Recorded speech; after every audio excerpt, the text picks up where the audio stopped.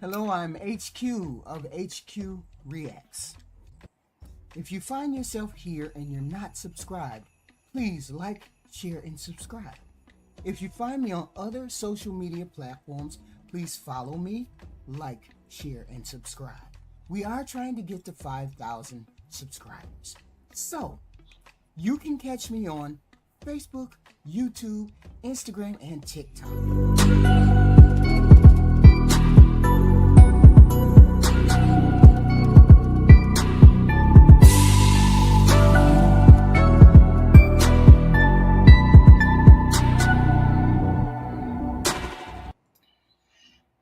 Hey. It's HQ here in the house. Steven, Chelsea, Lynn. Hello. I am here for the review of the Lapeef channel. Now, they were having a discussion about submission, and I think it was women being unattractive or something to that effect. And I was like, let me talk a little bit. We could talk a little bit about, this whole submission and relationship thing. Because it only makes sense to have a discussion with these folks, right? About what they were talking about, right? And I have to posit a lot with, of these things. They say, well, women don't want to be submissive, or women don't want to do X, Y, and Z, right? And I say, there's things that need to be in place, when it comes to relationships. And a lot of us don't have those things in order for us to be successful in these relationships. I mean, both partners really got to be emotionally mature. And we cannot have these dug in and entrenched ideas of what people and behavior is supposed to look like, because we're all individuals. So that being said, let's listen in on a couple segments of this, and then we'll talk. Are you mindful and considerate about him in that aspect? What do you mean, that I'm a reflection of him? So like, for example, like if my woman was seen outside, I like the fact that I feel like she represents me well and that she doesn't embarrass me, whatever that may be, to other men, because men care about the opinions of other men that they respect. So are you considerate in that way of him? Hello, Black.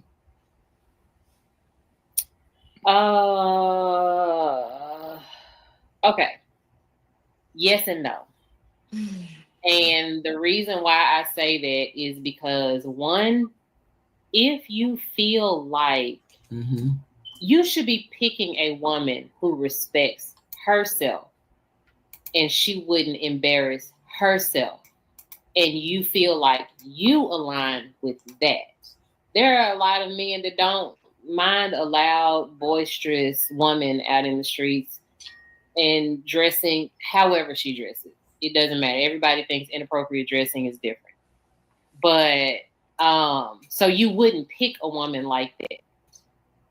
So I feel like if my man picked me, the way I act, the way I dress, the way I carry myself, the way I speak, I feel like he would not be embarrassed by me. Okay. So I don't have to think about that because I have my own self-respect. I carry myself a certain way. And so if a man is attracted to that, I think that just by way of me being me, then I am being considerate. Okay. Because I have a certain level of respect for myself. Okay. All right. See, I agree with her on that aspect. One, I agree simply because you are a reflection of the spouse.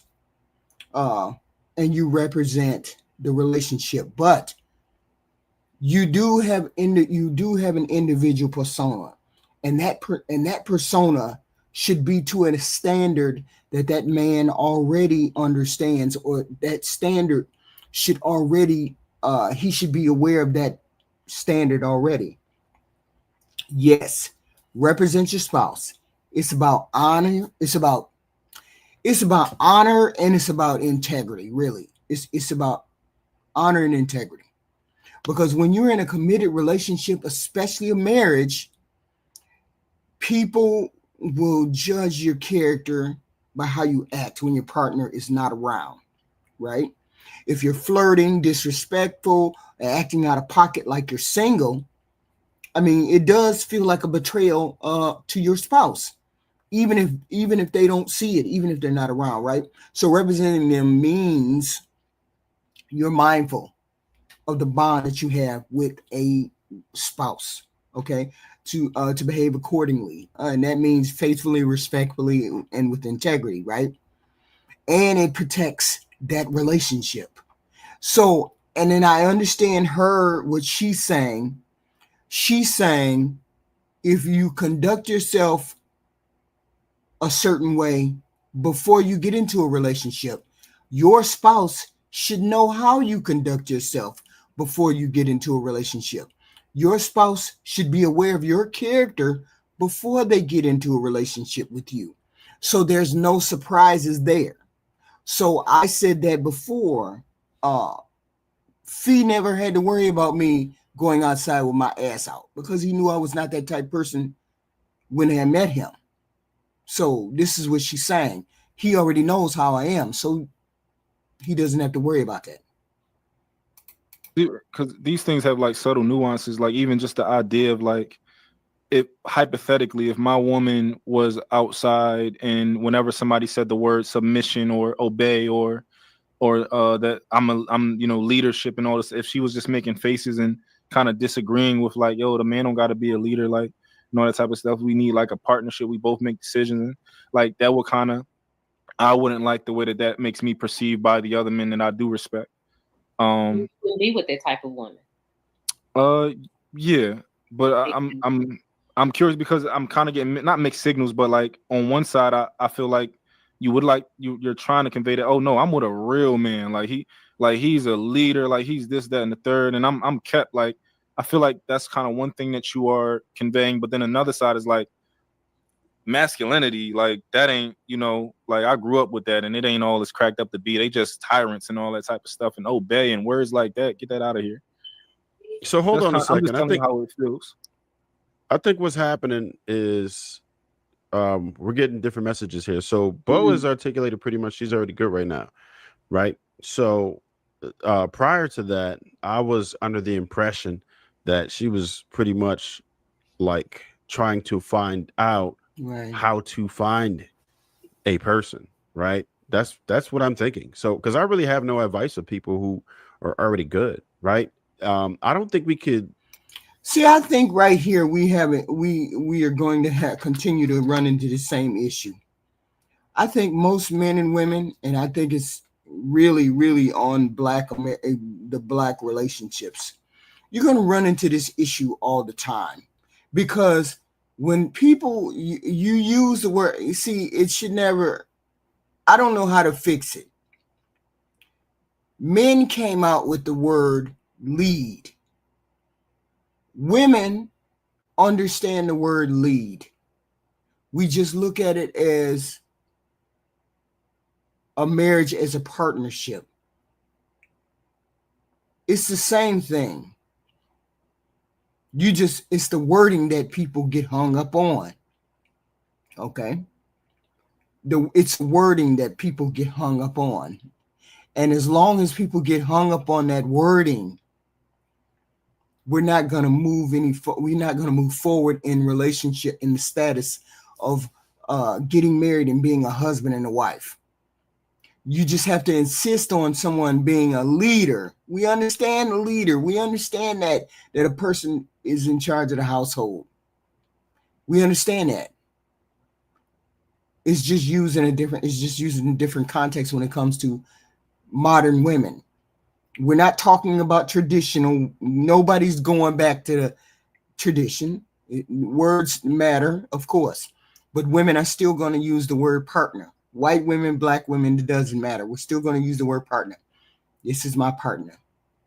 Men feel some type of way. Women don't feel some type of way. Men feel some type of way. So my whole thing is, this is where we're going to get hung up on. And, as long as they get men, and I'm saying men, as long as men get hung up on that word, because they feel like, oh, it just emasculates me, then you're going to have a problem with the ladies, because most people think of marriage as a partnership. They don't think of the man as, well, you do what I say and X, Y, and Z. Well, I think of partnership as marriage. I don't, it's a partnership. To me, it's a partnership. It just is what it is. I mean, most women, if you talk to women, white women, black women, all of them going to say partnership. So the black community is the only ones I ever thought about that got hung up on the word partnership. Only the black community. I don't hear this part. I don't hear this word play between white folks and women. White women say partnership and all that all the time. Really act like there's not a bunch of men who really don't care and who really believe in happy wife, happy life. I think there's actually more people than the type of man who we're describing is the model for her to look for. So in all actuality, she could likely find one easier than a man that's actually what we're describing as masculine, right? And I too do believe that it's masculine. She has a different version of it, and that's fine. Is that man available? A lot of them, more of them than what we describe as masculine men. So I don't think she's gonna have issues finding dudes. Now that we understand that she doesn't want what it is that we describe as masculine, I think we've gotten to the point where it's pretty much a stalemate, because she's not looking for what we're telling her she should look for. We can't say that doesn't make her happy, because there are people our perception of happiness couldn't be, but her perception of happiness is completely different than what ours is. And could a man be like that and still be respected by his peers? Yeah, because most of his peers do the same shit. I see these dudes a lot, right? Those of us who have who be in a work environment or whatever, you see most of those dudes, they be like, damn, hold up, I gotta check on my wife. And then the dude be like, yo, yeah, me too. So it's not to say that you can't find that type of man. Yeah, it's a lot of them out there. I think we're at a dead end. We probably should put this shit to bed for real, because she probably already has what she wants and not gonna have difficulty finding it. I was completely under the perception that she wanted a type of man that we were describing, but she's made it clearer, if not before, certainly tonight, that she don't need it. And is it easier to find that man? We know. So go ahead. What I was trying to do is figure out the general consensus of men. I was trying to figure out what men thought, because I needed to make a decision whether or not I was going to bother about dating, because I don't want to spend the later part of my years worrying about some stupidity of something stupid about masculinity and submission and leadership. I don't care. I'm not going to stress myself out over that. Now, when I did have that conversation, that was the beginning stages of whoever I am talking to now. So, it has progressed. But I know now what I don't want. Like, speaking to people and listening to these panels has given me a clearer idea of what I do not want, what I need to steer clear of. I don't want no parts of that. I think it's a matter of both sides. When I think about it, I think it's a matter of both sides, because I think women, when they think lead, they think controlling, and I don't think that's what men mean. I mean, a lot of men, I think, may believe or make it come across as controlling. And I don't think a lot of women like that. I mean, a lot of men were raised to that being in charge, being the final decision maker and the head of the household means leader. So when a man may hear this word partner, I don't know, maybe it feels like being less than in charge or being stripped of their authority, or they might interpret it as you don't need me, you want to be equal, so where does that leave me? Or where do I fit in if you don't want to be led? Okay. So, but in reality, partnership and leadership can coexist between each other. Okay. Yes, they don't mean the same thing. It just requires emotional maturity and the shared decision making to work, and not be a dictatorship in order for it to work. Mm-hmm. Well, I just want you to know that. Like, when I'm not smarter than nobody on. Real quick, I'm not smarter than nobody on here, right? When I ask you, when I'm talking to you, I'm just asking you to consider things. Like when I asked you that last question, I just wanted you to think about it. I wanted you to process it, and your answer is what your answer is, right? Just ask you to consider things. Hopefully, I can learn from you, and of course, I hope people learn from me. So, and let me say one more thing, JR. You absolutely I think it's expected, Boheen, that you don't want what we subscribe. And then there's nothing wrong with a woman not wanting the traditional role of being married. There's no of whatever leadership people say or how they want to lead. There's nothing wrong with that. People can be successful in different shapes and forms. Somebody said something about what is it? I heard something about Bible. Not every marriage needs to be based on a Bible, sir. There's a lot of marriages that are not based on the Bible, and yet they are successful. Where what? Where's what? Okay. Where's what? Not everybody wants a traditional man. No, not everybody wants a traditional man. There's a lot of women who want progressive men. That's all I'm saying. What is marriage based on, HQ? The emotional maturity and the morals and values that those two people bring to that relationship, Project Leroy. Okay. And I can see that leadership sometimes is tied to ego too, and not service. Okay. Men think, or maybe they think, I don't know whether they think. Do you think that leading means being the boss, calling the shots, having the final say? Okay. So when a woman says she wants a partner, what does that sound like? We're rejecting your manhood. We're rejecting your leadership. Collaboration. Maybe collaboration, okay, would be better. Okay. Maybe collaboration would be better. I don't know. All I'm saying is there's a lot of human beings on this planet. Traditional relationship is a certain dynamic. And a lot of people don't want a traditional relationship. Okay.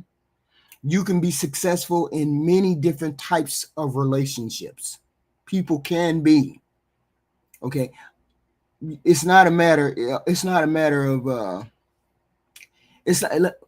let's be honest. Most modern women are independent. Most women are independent, educated, capable. Okay. And that can be intimidating. I get it.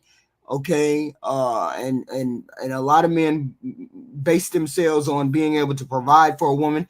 But these days, a lot of women don't need that provision. They want that provision. They want to be provided for. They want to be taken care of. They want to be covered, of course. So when a woman says she wants a partner, I mean, it can trigger all kinds of things. It just is what it is. It doesn't mean that the man is gay. Stop that. It doesn't mean it's gay. Okay. Maybe they think if she doesn't need me to lead or take care of anything, what am I here for? I mean, I understand it to a certain extent. But I also understand the partnership, why people call it a partnership, because we're co-equal. We're doing co-equal things in the relationship. Okay. And then people are doing coexisting and co-doing things in a relationship. It can feel like a partnership. It just can. To the women don't. And the actual dating market actually shows that. That is why there are so many This is why females crash and burn in the dating market. I've never heard of women crashing and burning in the dating market. They just can't find partners that they want. Just like men can't find partners, just like women can't find partners. It's all the same thing. Men that are not getting relationships, there's so many women that are being recycled or recycling this or sharing the same group of men. Is the guys at the top are not compelled to get out, and you don't want to deal with the man that is parallel to you. And we expected that. You don't want no form. A growing number of women are running away from the guys we're describing. Where we might be the last, most of us might be that are married, maybe the last of a dying breed. And I would say we got blessed. We got lucky to find the one, because the guys that are coming in now, they may not be so lucky, especially if they didn't win a genetic lottery. They haven't found a socioeconomic status. They're not sending them the signals that make them marketable. So yeah, and see, this is the one thing I don't like about this space. Okay, this is the one thing I don't like about the space. In this space, people feel like you're supposed to behave a certain way, and therefore you're not a wife if you don't behave a certain way. I don't behave a certain way. You know, I don't behave like a traditional person that was married, but I was able to make a marriage work without having any major fights whatsoever, any fighting, any. People make it so difficult. You make it difficult to be married. You make it difficult to want to get married. It doesn't take a submissive woman to be in to make it completely successful. It doesn't take a submissive man to be. It doesn't take a dominant man for a marriage to be successful. It just depends on you all's dynamic, what works between you all. And when men get on this panel, these men specifically, and this particular panel, when you get on here, it's like, okay, she doesn't fit. Bo, her name is Bo, this lady right here. She doesn't fit this typical traditional, how you want a traditional female to act. Okay. So I guess she's going through a divorce, and she's going through a divorce, or just got divorced or whatever. Okay. She doesn't fit that traditional role, but that doesn't mean she's not a marriageable person, because she has the mindset that she has. There's all different types of women, and there's all different types of men. And some men appreciate that directness that she has. But these men, it's wild. It's weird. Black America. Hello, can you hear me okay?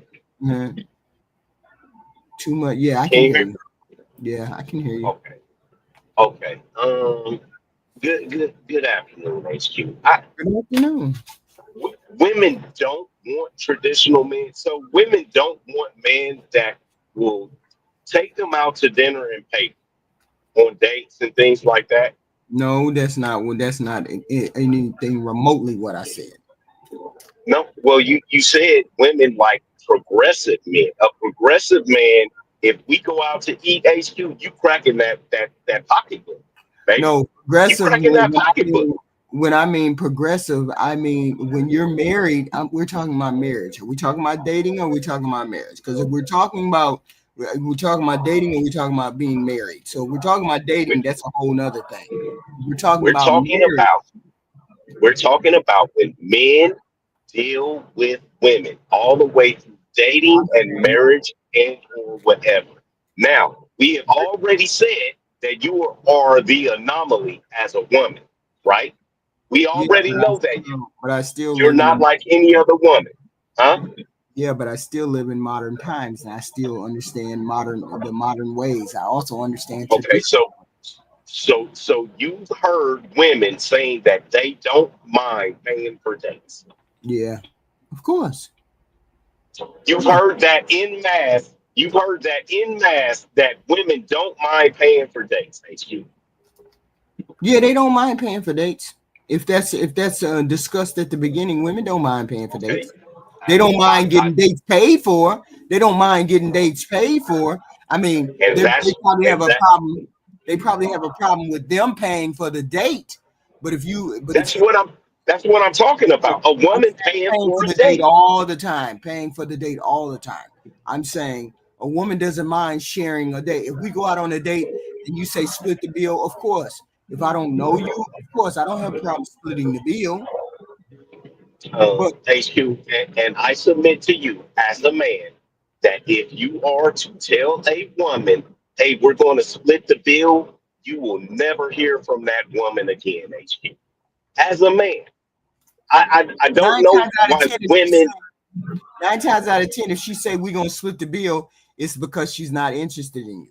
So No, okay, that's fine, I'm all for it, right? I love it, but I'm saying if a man were to say let's split the bill, that man would never hear from that woman again. Yeah, Do you because agree with that? I would take it as you not being interested in me. So therefore, I'm gonna split the bill, and then we just gonna go our separate ways. Yes, this is exactly. Wait a minute, but you just said a progressive man, though.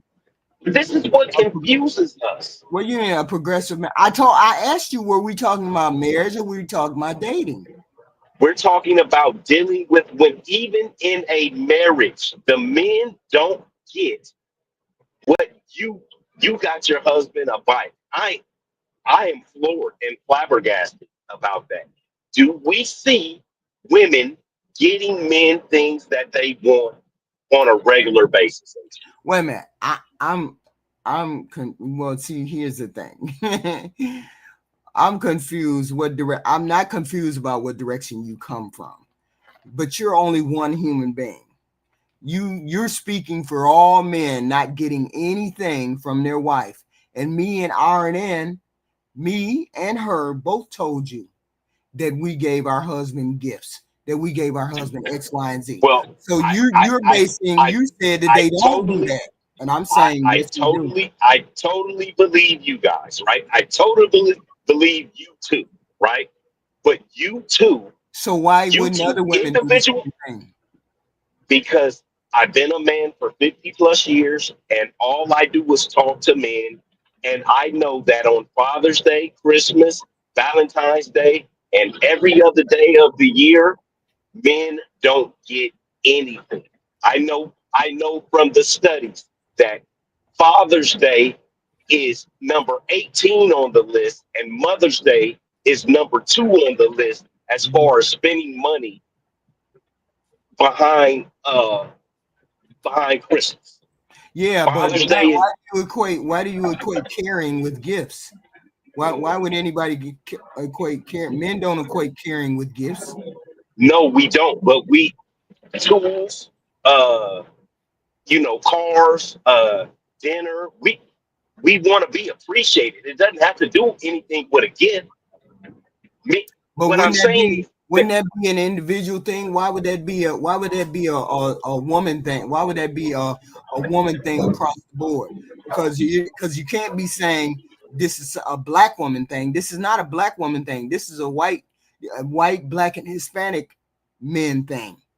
So you all feel like that you don't be appreciated by a gift or being appreciated. Yes, ma'am. We us men do not feel appreciated. That's what I'm saying. And what I'm saying is, how do you appreciate something you invest into? Your car, you put them big tires and rims on it because you appreciate what your Jeep does for you. You go get your Jeep washed because you appreciate. You put good gas in your Jeep. You get the oil change. You appreciate. You invest your money and your time into that Jeep because you appreciate. Men are not being appreciated. Well, yes. That's a lesson that women as a whole need to understand, that they have to be appreciated in that way. But it's not a matter. It's not a black thing or a white thing. It's an all around female thing. Because this is a complaint you always hear this from all men. I've heard from all men this particular thing. So why is that? I have no idea why that phenomenon goes. I have no idea why women don't do the appreciation thing. I have no idea. I've never been one of those people who, well, I'm going to absolutely just not give him anything. I've never been that type person. I look at a need, look at your need, look what you need, and then I agree that. But see, here's my thing. Why is it that if I see that you have a need as a man, as a husband, I see you need underwear, socks, clothes, jeans. If I see the need to get those things. Don't say that. Don't say that. Don't do that. I'm just asking. I don't know what other women think. I don't know what other women think. I don't know how they, I don't know how they think in this particular instance, why they would not give gifts or whatever. I don't understand why they wouldn't do that. But it's not a full. Because women are selfish. I don't believe that it's as big a group as men say it is, because me and RNN got up here and said specifically that we gave our husband a gift. So 2 women, random, who don't know each other, got up on the stage and said, "Yes, we do. We gave our husband X, Y, and Z." So you say you allowed your husband to buy a motorcycle, right? I gave him the money to buy whatever motorcycle he wanted. Yes. Okay. So what else in 30 years did you like go buying like a 67 Fed or 72 Mustang? Like what else in 30? He was a chef, so I went and I bought him a whole brand new grill, a whole grill set, the whole everything. I did that for one of his birthdays. Yes. Oh, okay. So for one of his birthdays. Now, so this is what I'm trying to get you to understand. He gave you $1,000 a week. Yeah, for the bills. Whole time. That wasn't personally for me. That wasn't personally for me. HQ, this is what I'm saying. He gave you $1,000 a week for the bills. And I know you have said a million times that you went to work. Right. Right? You were working when the kids were of age, you was a working woman, right? Yes. Yes. What the fuck did you do with your money? I paid all the other stuff. What do you mean? No, and listen, don't do it, because I pay bills. I know bills back then ain't $4,000 a month. What did you do with your money? We have to invest in money. We have to go on vacations. We have to buy food. We buying food. We buying all kinds of things. We're not just living off your $4,000. We have other things that we have to pay. $4,000. HQ, I got 16 children that I have raised. Okay. Mm-hmm. I know how much bills are. I know how much school. I know how much private tuition. I know how much a car note is. I've been raising kids since I was 15 years old, HQ. 15 years old, I've been raising kids, okay? And all I'm saying is you had your money and you were basically doing what you wanted to do with your money. So yes, after a certain amount of time, my money, but I did what I wanted to do, but I made sure that everything else in the household was done, and I didn't spend my money. You see, the whole thing is you all men set it up as though we women just made money and then we didn't help the man do anything else with our money. We just put our money in our pocket and we just hoarded the money. No, that's not how women work. Women don't do that. Women benefit the house. Women bring their money. I'm saying you spent the money on the things you want. Yesterday, I walked in the house and it was a vase that was like 5 feet tall. I was like, what the fuck is that? Like all of this Chinese shit. You guys spend the money on the things that you want. I'm not saying you're not doing house beautification or whatever. Then why do you even need to bring it up? Why would you even need to bring it up? Because it doesn't benefit us as men. It doesn't benefit. What do you mean it don't benefit you as men? Yes, it does benefit you as men. We don't just go out. We don't make $1,000 a week and we just go and buy Chinese X, Y, and Z. There's other things we have to buy. there's plenty of things that people have to buy.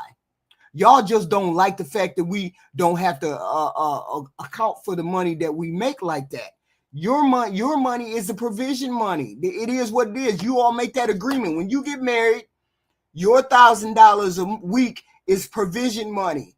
That's the agreement that you make. Don't be mad at the fact that y'all make that agreement, okay? You make the agreement to give me $1,000. I make sure don't no lights go off. I make sure the rent is paid. I make sure both car notes is paid. Make sure both insurances is paid. I make sure the kids have clothes. I make sure there's food now. I do all of that. And I put my money into that too. Okay. I put my money into that too. You all make it sound like, oh, okay, no, his $4,000 a month cover everything in that house. And then you just put your money in your pocket and you buy what you want. That's not how marriages work. I don't know how marriages work where y'all come from, but that's not how marriages work that I know of. How much is the basic needs to cover like a monthly expense with you have 5 children.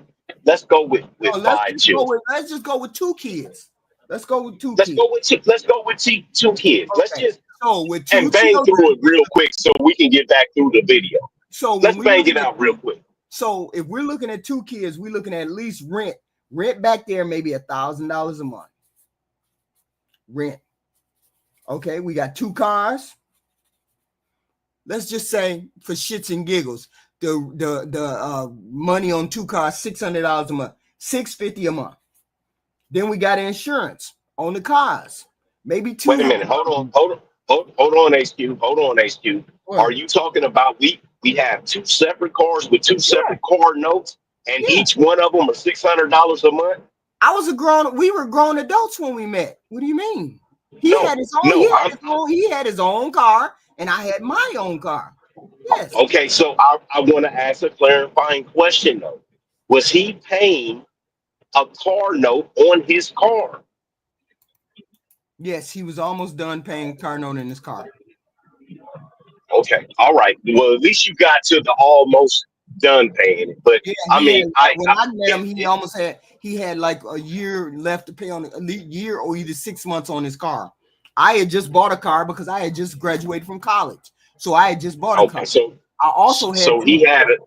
Yeah. Okay. All right, go ahead. So I also had 2 children. So we had 2 cars, we had 2 kids. We had to pay for a 2 to 3 bedroom apartment. Okay, hold on. But for everybody, I'm gonna give you context. This is in the 90s, and car notes. Right. If you had a $600 car note, you was riding around in a drop top Benz. No, I'm saying each of our car note was like $300. That's what I'm saying. Oh, okay. I'm about to say. Hey, that's why I said $600. I said $600. So 300, like for everything. Okay. So that's $600. Yeah. Okay. And then I said $100 each for insurance. $100 insurance. Okay. For me. Even though I can't remember any of those details, right? I can't remember none of those details. So I'm saying this is how, once you put all of those together, you got to buy food, you got to buy stuff for the house, you may have to buy stuff X, Y, and Z, just little things that came up. Okay, nobody's saying if somebody gives you $4,000 a month, $4,000 is going to cover everything, or it will cover everything. Maybe it will. It probably will cover everything. But that money all stayed in the household. I don't have no addictions. I don't spend willy-nilly. I have never been a person that spent willy-nilly. So if I spent anything, it would be on the kids, or it would be on the house, or it would be on the apartment, or it would be on a trip. Every year we were together, we went on a trip. We went on a car trip or a boat trip or to Canada or whatever. We went on a trip. So it was my job to make sure we had enough money to take care of X, Y, and Z. I was the person who budgeted the money. So I'm saying that when I got paid and I didn't work all the time, it was not that type of thing because getting pregnant, whatever, I didn't work all the time. So it just depended. And my money wasn't a lot because he was the major breadwinner, and the major breadwinner gets the choice of the shift, gets the choice of however they want to work. I have to work around that particular person, and that was our agreement. So if you had a traditional marriage and a traditional man, why do you push so hard against traditionalism? Because he wasn't a traditional per se person. He was not the way you wait a minute, hold on. The way you all describe tradition, not you all, but the way tradition seems to be described today is not the way he behaved. Oh Lord. That wasn't the way he behaved. Maybe that's what you all think a traditional person is supposed to be. That's not how that works. If it was a traditional relationship, he would be in charge of the bills. He would be giving out the money. He would keep the money. That's not traditional man. He was in charge of the bills. He delegated you the power and the authority. Everybody always says, and you can hear this from everybody. Paul used to come home and give grandma his check. And she paid the bills. But that's not how men are doing it these days. That would be that probably would be considered traditional to a certain extent. Okay. But that's not how men want to do it today. What do you think? What do you think tradition? What do you think women? I mean, hold on. How y'all doing? Hello. What up, How y'all doing? Hello. Hey, what's up, Black America? Hey, HQ. Remember that lady we had yesterday when they asked her red flags and she was spinning all over the place? Anyway, what was the question Black America asked you? No, repeat the question. What do you mean? What question? Repeat it. Black America, will you please ask her the question you stated, and so she can stay on task, please? The question is, if you had a traditional marriage that worked well, that worked perfectly until your husband passed away, like most traditional marriages, why do you push so hard against traditionalism and the women being traditional? Because I thought I answered that, because I did not have a regular traditional marriage. That's not a regular traditional marriage that I was in. You all think it's traditional regular marriage because I'm not pushing back on my husband and I'm not doing X, Y, and Z. I mean, this was a modern day marriage, and it's like it is today. It's similar to what people would be doing today. It's not a traditional. Traditional would be me sitting at home, not working, me training the children at home, me being in the house, cooking, cleaning, X, Y, and Z. That's a traditional relationship. That's a traditional marriage where I bow to everything my husband said. He controls the money. He controls where I go. He controls what I drink, what X, Y, and Z. Not saying you didn't work when you were pregnant. Hold on. You didn't work when you were pregnant. Right. And when you did go to work, it was because you was bored and tired of sitting in the house. And he was still the main contributor, main breadwinner. That is I'm sorry, that's not a traditional relationship. But that is Black women have always worked. More of a modern day relationship because Black women have always worked. But the whole point is, most people think of when you think of a traditional relation, you think most men think of what I just said. You think of what I said. She at home, cooking, cleaning, doing all that. I don't have to do anything but go to work. No, that's traditional relation. We didn't have that. He cooked, he cleaned, he washed clothes, he did all of these things. I didn't have to tell him to do it. He'd come in and he'd do it. That's not traditional. So we weren't a traditional relationship. We were more on a progressive relationship where, yes, he was the leader. He was the person that, hey, I went to when I had an issue. He came to me when he had an issue, blase. But it was never you have to do this. This is what I want, X, Y, and Z. It was never that. because I knew what it was. I wanted to be where I wanted to be. So people have to want to be in a relationship where you're getting along, where your needs come secondary. You have to want to be in that kind of relationship.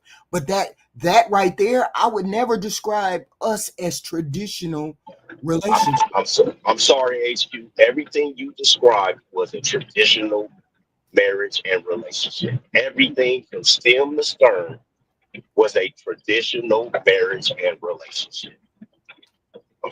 It I mean, is. I just didn't look at it that way. And I'm saying a lot of women, yes, if women got the relationship or got the marriage that I got, then they would be fine with that.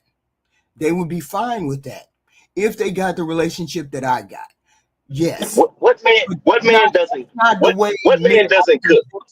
No, that's not the way Men we are presenting marriage. men do all of these things. Men do all of these things. And I believe Black America, I believe once you get into a relationship, you're going to understand the dynamic of it not being as traditional as they keep describing. But they keep describing it maybe in the wrong way. I don't know. But most women are listening. Well, he want a slave. He want that. No, that's not how a regular modern day marriage works. We're all in the modern times. So tradition is not going to work. People keep saying they don't want to go back to X, Y, and Z. Okay. But men keep presenting it like we're going backwards. Don't present it like you're going backwards. Present it like we're going to move forward. I'm going to lead as the man. I'm going to lead, but we're going to move into the 21st. We're going to move into this century as a couple, not as I don't want to go back. I want to go back to the 1940s or 50s. Women don't want to hear that. They just don't want to hear that. And I understand what you're saying. You look at it as tradition. I look at it as more up to date because I wasn't in the kitchen cooking, cleaning, just at home doing X, Y, and Z. No. Sometimes. Did your mother work? Did your mother work, HQ? Yeah, she always worked. She always worked. Yeah, she always worked. Did her and your father have a traditional marriage? Right. She always worked. He always worked. Yeah. Did they have what they would consider a traditional marriage? It was a form of it. I can't really speak on their relationship. I can't really speak on it because I just existed in it.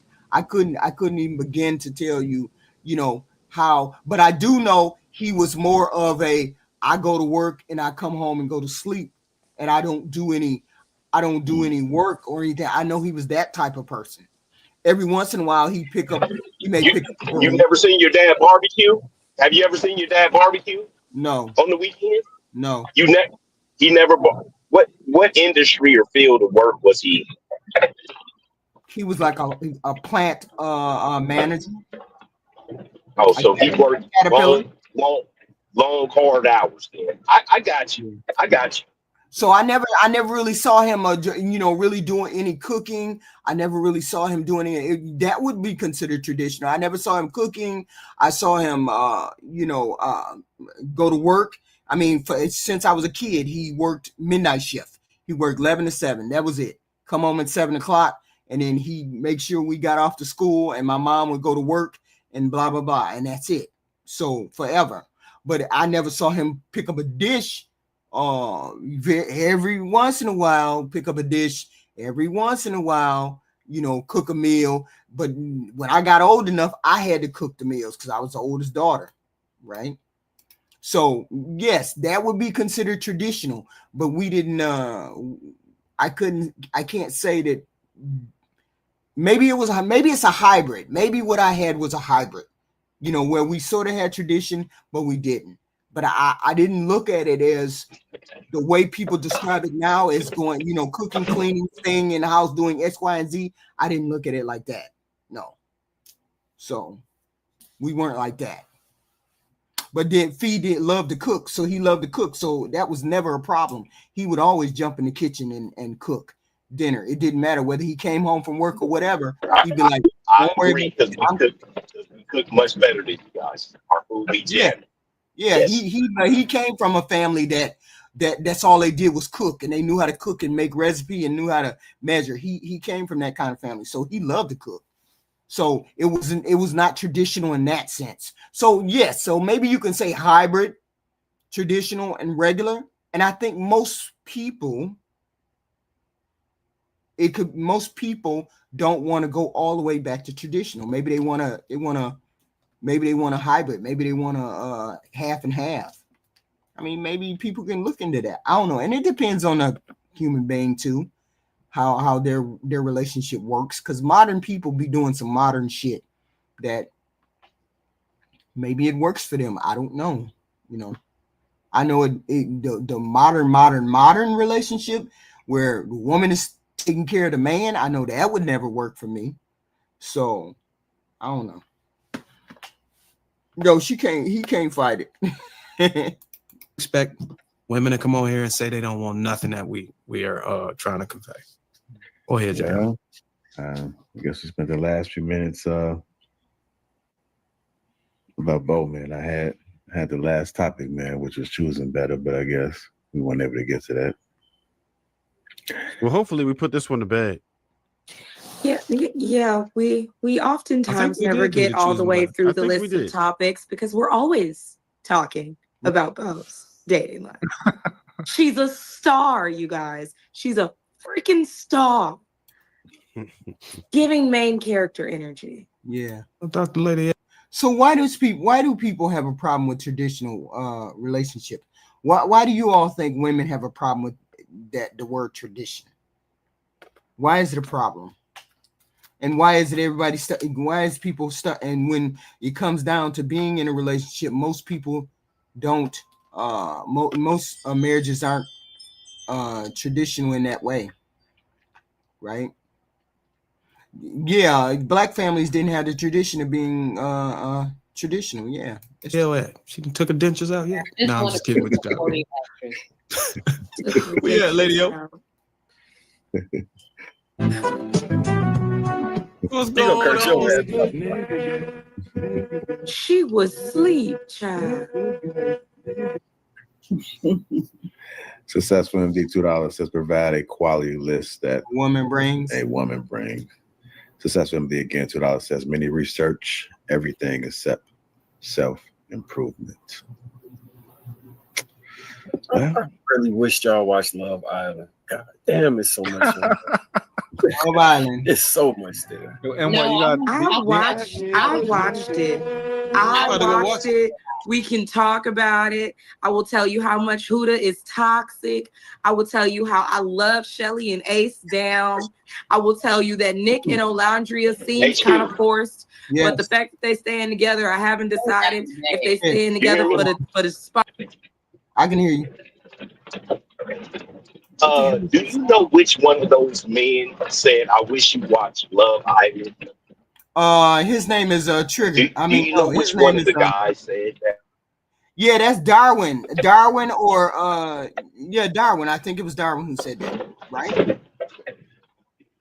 You know what he looks like? No, it looked like it sounded like Darwin said that. Sound like Bruce. Yeah, his name is Bruiser. Yeah, it's Bruiser. Okay, he's the one who said that. But then Bruiser says he counts. I don't know who he counsels, men or women. I don't know what the hell be going on with him. He be saying some wild shit. Sponsorships or the checks, or if they stand together because they actually forming something. And it really pisses me off that people be crying when they partner leave, but then the next day they be sleeping in bed with the new person because you never really liked them. And White, DM me about that. DM me about that. I actually got something coming. That's so much more. I actually got something coming for the guys in Love Island. So DM me about that. And White. So like this who is that talking? If you look at like the psychological who is that talking about Love Island people and how it plays out in real life, I was Real talking Dope to JR Daddy. about this. Real Dope Daddy. I don't know him. I've never seen it. I don't watch this program often. I watch it every once in a while. Just every once in a while. These clips is the only time I really watch it because I can't stand I can't stand the talking point thing that they do. That's all they do is hit off on talking points, and they never really come up with no solutions. It's always back and forth. It's your fault. It's your fault. It's your fault. It's your fault. And they never come up with no solution. So I don't watch this too much. Earlier, I wrote a So short what talking point don't you like or don't you agree with? No, I don't saying like that the men are lying? Are you no, saying that the men are lying when they say these things? no. I say when just for example, when men get up here and they say all women do X, Y, and Z, that's a talking point to me because not all women do it. When women get up here and say all men are X, Y, and Z, that's a talking point to me. So I don't like to hear people talk about talking points because I know most people fall into the middle and most people want to bring up the extremes of all women are hoes. Not all women are hoes. We all fall into the middle. Just because I have 5 bodies doesn't make me a hoe. And most people, men will say, oh yeah, she a hoe. So, I don't listen to people who say stuff like that because people are the life is nuanced. Our journey here is different for every human being. My 5 bodies doesn't make me a hoe because you don't know how I got those 5 bodies. You don't know how I came about, or you don't know my journey. So when men come on and say, oh, she a hoe, I don't listen to that because that makes no sense to me. Okay? Because you don't know a person's journey. All women give blowjobs on the first date. No, they don't, because I've never given blowjob on the first date. So I know that's a lie. No, we didn't say all. We didn't say all. I'm not saying you. I'm not saying you, but I'm giving you an example. So I'm saying when people say that, I say, no, you're a lie because I didn't do it. And RNN probably said she didn't do it. So if she didn't do it and some of the other people say they didn't do it, then I know you're just talking a talking point. You're trying to hit. But are they telling the truth? If a bunch of men is saying, yes, this has happened to me, and we're in completely different states, are the ladies lying? I can understand that. I get that. But if I say all black men have been to jail and got felonies, you wouldn't like that, would you? Because not all men have been to jail and got felonies. So therefore, no. Well, that's why I'm saying right. All men haven't. So that's a talking point to me. When you say all women get blowjobs on the first date, that's a talking point to me because I know it's not true. So when this show, they talk in talking points. That's why I don't like to listen to the whole show. That's all I'm saying. I don't think anybody says all. We usually say it's a section, a part, or a majority. That's how people usually put it. We don't say all, but we say it's a lot. And I don't think you like that it's a lot of people that do a certain behavior. Yeah, there's a lot of men who commit crime. There's a lot of men who leave baby mamas stranded. There's a lot of men who do X, Y, and Z. But do you hear me saying that? Even though it's maybe true, it could be true. There's a lot of women who got single baby, who are single baby. Do you hear me denigrating those single baby mamas every chance I get? No. No, I understand what you're saying. I'm just saying if there's some truth behind it, then it's not a talking point. But it's true to a certain degree, but not all. Not all. Like there's not all black men who leave their children. It's not all black men who go to jail. It's not all black men who are uneducated at 6th grade level. It's not all black women that are pregnant. It's only 20-something black women pregnant. Nobody says all though. But what we're saying is it's a big part of it. But people take the minority to represent the majority. And I don't want to hear about the minority representing the majority when that's not true. Because there's plenty of baby mamas, but there's only like 20%, 23% that are baby mamas. The rest of us are not. So you can't, but you hear a lot of people say black women have baby mamas. No, it's not the bulk of us that have baby mamas. Okay, so then why do the statistics tell? I put that whole word up. Why does it say that 72% of black women have children out of wedlock. Is that a lie, or what do you think about that? No, 72% of women. I didn't say 70. I didn't say that it wasn't the truth. The bulk of women, no, it's not 70-some% of women that are single women. These are married women who had kids in marriage. These are women who had partners who got in a relationship.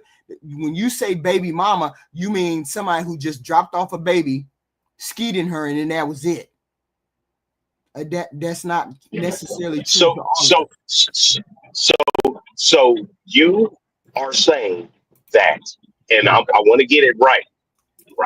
You're saying that the 72%. I'm not saying any statistic. I'm not saying any statistic. I'm saying the bulk of the conversation that they have on these panels be talking points, and they don't necessarily reflect the whole of our society. So when I hear, they don't necessarily talk about. I'm just talking about black people. I'm not talking about all of society. I'm talking of just specifically black people, because we black and we don't plan on dating nobody white or marrying nobody white. So that's why I'm saying just black people. Mm-hmm. So I'm saying no. I'm just giving you an example. I don't have any of those statistics.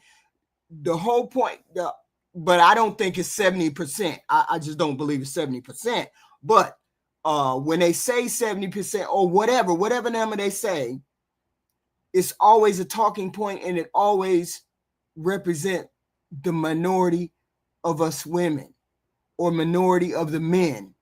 And then because we see it everywhere, people think it's true when it's not the bulk of us. For example, the guy got on a panel, Beans got on a panel, and Beans said, all you women are argumentative. You don't want to be submissive. You don't want to be X, Y, and Z. Instead of saying all, because you put the whole of us into a whole basket. That's a whole talking point where there's no room for argument, and there's no room for discussion. People believe those statistics, okay? They believe the statistics, okay? But I don't believe 70% of us are single mothers. I just don't believe that. Maybe why not? Why, if the numbers say it, then why don't you believe? I've never read a statistic that said 70% of us are single mothers. I've never read a statistic that said that. Have you ever looked into it? No, I've never looked at the stats. Well, then, then of course you're not going to be able to see it because you never looked into it. That's what I'm saying, HQ. Now that we here, tell me, where do I go to find this statistic that says 70% of women, black women, are single mothers? Blackdemographics.com. Blackdemographics.com. It has all of the black stats for black people in the United States. I'm just talking about us black Americans, right? It has all of our stats. It has our job earnings. It has every stat for a black American person, man, woman, and child, boys and girls. It has all of our stats. That's what I'm saying. Where the hell am I going in this? No. Let's play the video. Save that for another day, because that's a rabbit hole. I gotta look at that. Yeah, that's stuff you gotta go through. That's a real rabbit hole. We could have a whole show about that. There is trends that get repeated inadvertently, and how men rewire women to behave in a way that will make them crazy, and it makes it seem like all the women they come in contact with are crazy, but really it's the way the triggers they sending out is reciprocating the energy. And then there are other men who don't send those same triggers out. Most women are cool, but you get a different woman being a different man, because women are receivers. The energy that you give them, that's gonna be reciprocated back to you.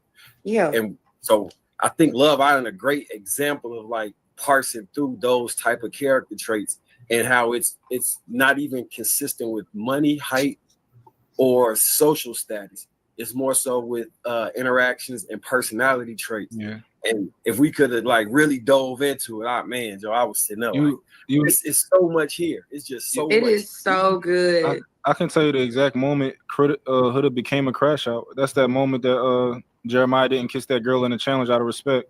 Then she took that energy the whole joint. The whole joint. I feel like I'm not gonna lie though. Yes, Huda is toxic, but Jeremiah is a love bomber. No, he not. Yes, he is. Y'all giving away spoilers? He was ready to love bomb. All right, I don't like this show because I don't know what this show is. Your point, I think we had her. And I'm not gonna lie. The moment I noticed Huda was really don't ever have a conversation with a woman that says she need closure, especially not in person. They talking about some kind of Love Island. What the hell is Love Island? I never heard of that. What the hell? A Love Island. I've never heard of that. Closure, because they just want to have that one conversation because they think that they can say just the right thing to get you back. I'm telling you, man, don't ever have a conversation with a woman that says she need closure. Especially not in person. She was using sexual manipulation in order. So the first thing she was doing was so the man couldn't go about his day and be fine, she would blow up. And when she blew up, instead of him making her self-regulate and not rewarding her with positive attention and giving her what she wanted, he was in turn, every time she blew up and didn't get what she wanted, she blew up more. And then he ran to her to appease her. And in doing that, you're training her that this is the behavior that gets the results that you want. This is horrible. So he was trained. What the hell are they talking about? What the hell? This is horrible. And I'm gonna say it, even though it's a different generation, right? This Love Island and these Love and Hip Hop, all of these things are women's shows. I don't even see. Apparently these dudes be watching that shit. What the hell is going on? And that's why I was asking my question from the giddy up, like, which one of these guys is talking about Love Island? I know we're older and we're from a different generation, but men aren't even supposed to watch shit like that. I don't even watch shit like that. Like what are you talking about? I don't understand. Love Island. Right. I had to look at the premise because I ain't never heard of no fucking Love Island. I don't even know what that is. It's Epstein Island. I ain't even never heard of this kind of bullshit island. It's like what? What are y'all talking about? They said it was trash. They said it was trash. That was crazy. I'm like, what's going on? Did anybody else hear that shit? You almost got Netflix to chill, bro. That's crazy. Let me listen to this album. Okay. Here we go.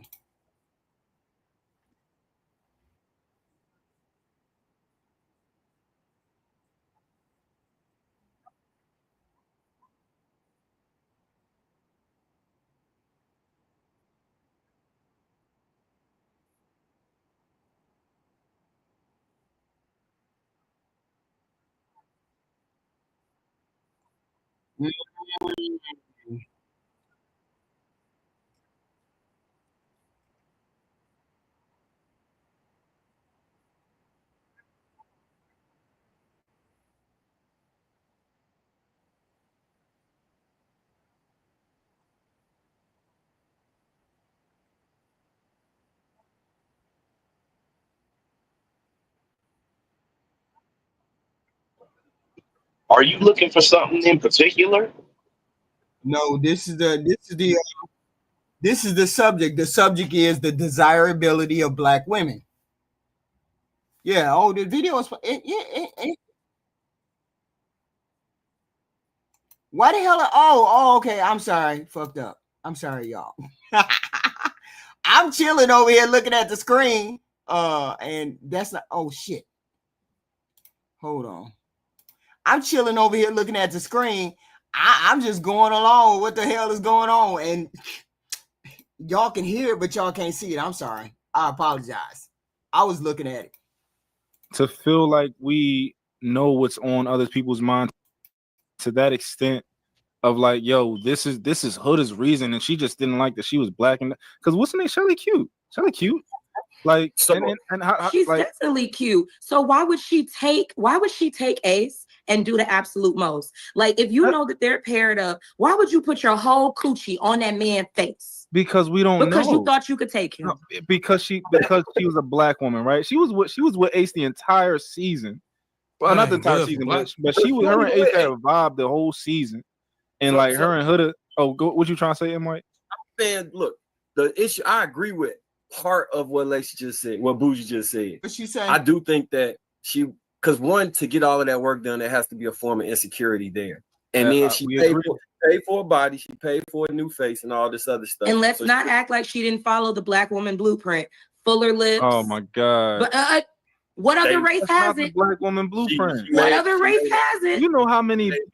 Okay, so if this is the black woman blueprint, if this is the black woman blueprint, why are all the black women getting their bodies done to look like black women? Real dope. Yes, more like black women. Yes, they want to look more like black people. They're getting their bodies done to look like the women who are getting their bodies done to look like black women. No. They're getting their bodies done to look like a subset of women who actually have Kim Kardashian. No, the Kardashians came along and got a black girl body. I'm sorry. This is the point I was going to disagree with you at. I hear when people make the analysis, they say because she's a dark-skinned woman and men want to get closer to the white women. I would argue that white women are further down the line than exotic women, black women, and then somewhere under that it would be white women. Because if you watch the shows, so is he trying to say that the white women are less attractive than the black women? Is that what he's trying to say? Black America? 100%. 100%. It's some fine white women, I'm sure. But as far as so it's kind of like everybody's upset about that American Eagle jeans or whatever. What is about the big controversy of that girl? What the hell is the problem with the girl? The girl is really pretty, but as a black man, when I look at her and she walked around in those jeans, I was like, she don't have no ass. Like, she got a pancake back there. Like, but her face is a really pretty. She got a cute little face, but she is not fine. It's not something that I'm gonna be trying to take to IHOP. So what was the controversy with this young lady? What is the controversy with a young lady and a jean commercial? What's her name? It is the pro-black. It is the pro-black thing where she had blonde hair and blue eyes. So the pro-blacks are up in arms because she said she had a great pair of jeans. She has great jeans, and it is a jean commercial. And they are, everybody's reading too much into this shit. They really are.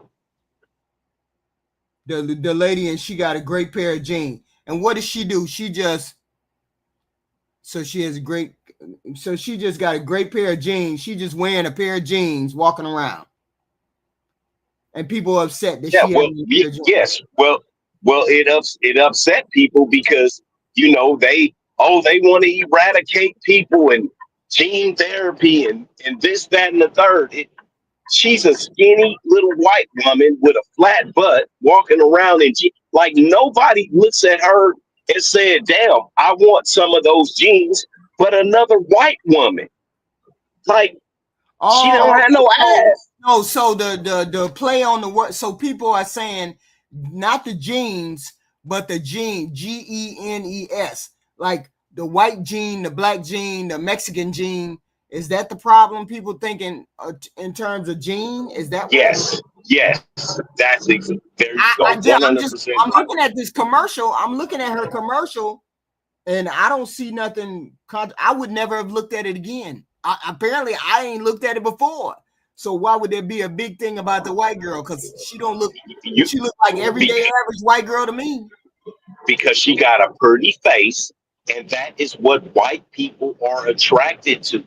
They like boobs and they like a pretty face. A white woman can look like anything. Face? Oh hell no! Yeah, her face is pretty. She's cute.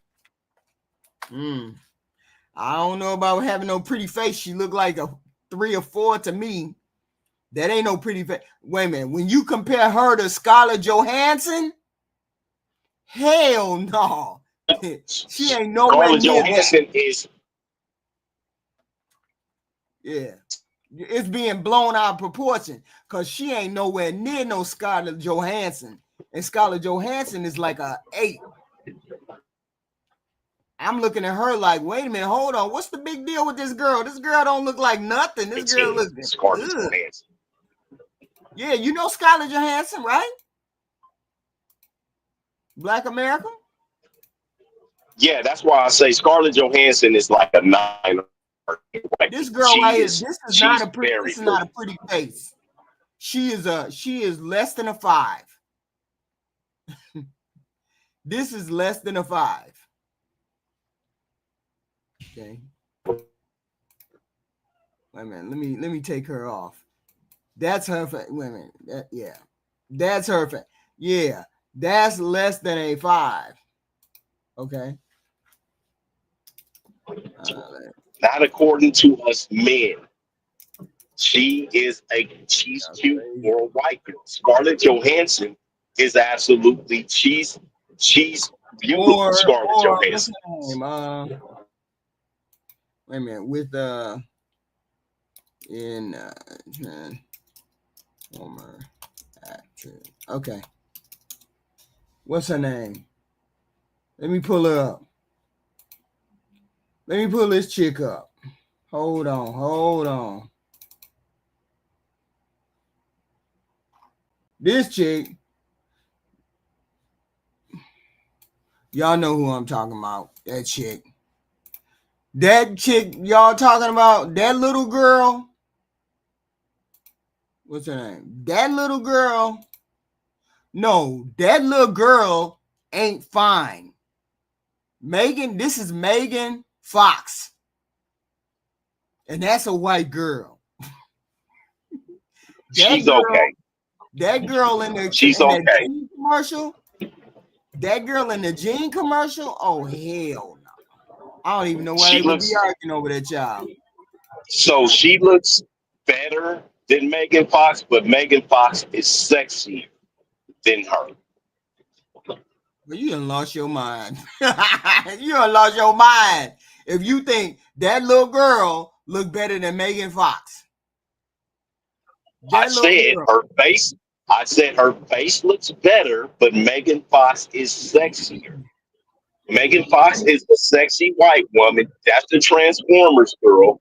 She looks sexy, but the other girl looks better. Scarlett Johansson has it all. So that's why she looks better than all of them. And that's why I say the girl is a 5 or less. She do not look better than Megan Fox. I promise she don't. It ain't nowhere. They ain't nowhere near each other. Megan Fox. We need Lex up here because he's like white women. Megan Fox we need is Lex like up here compared to her, who she may be a 5 or 6. Wow. Margot like Robbie. I said, we need Lex up here. Margot Robbie blow them all out the water too. Saheed. I don't know who that is. I don't know who that is. I mean, compared to all the we only got a comparison of the 8 or 9, the 7, 8s, and 9s. Okay, 7, 8, and 9. When you look at the 7, 8s, and 9s, this young girl don't come up to no 7, 8, or 9. This young girl is like a 5. No, the white girl. She's cute. HQ, she's cute. Yeah, for a white woman. Yeah, she's cute, but she ain't fine. She ain't fine. Not like Megan Fox, Scarlett Johansson, and I can name a whole bunch of them. I can name a whole bunch of them white girls that blow that girl out the water. Like I said, I would need the tutelage of Triple X because I can't rate a white woman correctly. So that's not my department. No, I don't have no colorism. I don't have no colorism. I don't know what you mean by colorism. I just said the white girls are compared white girl to white girl. I don't compare black girls to white girls. I compare white girls to white girls. And when you put the white girls on the scale, that girl in that jeans commercial come down the list from Megan Fox, Scarlett Johansson, X, Y, and Z. Man, are you kidding me? Women typically don't get ran up after if you like the exotic women or the darker skinned black women. That's how that shit be. I think y'all we think white women are the pinnacle and stuff. But somebody in the comments just said why they not getting locks. Okay, so I'm gonna answer that one question from the comments. What I want you to do, Mr. David, is I want you to go to TikTok, right? And I want you to see how many YT women's hair is falling out because they're trying to get boho braids. Cut it out. They are copying our hairstyles. We are everybody on this panel is a real human being. We've never seen a white woman outside with boho braids. And if we did, we only seen one. Boho braids are. What the hell are boho braids, Black America? Boho braids? Boho braids. I don't know. I don't know what that is. I've never heard of it. See, he just said I ain't never heard of it. Oh shit. Okay. What I got on my head? It looked like the shit I got on my head. I didn't know what that was.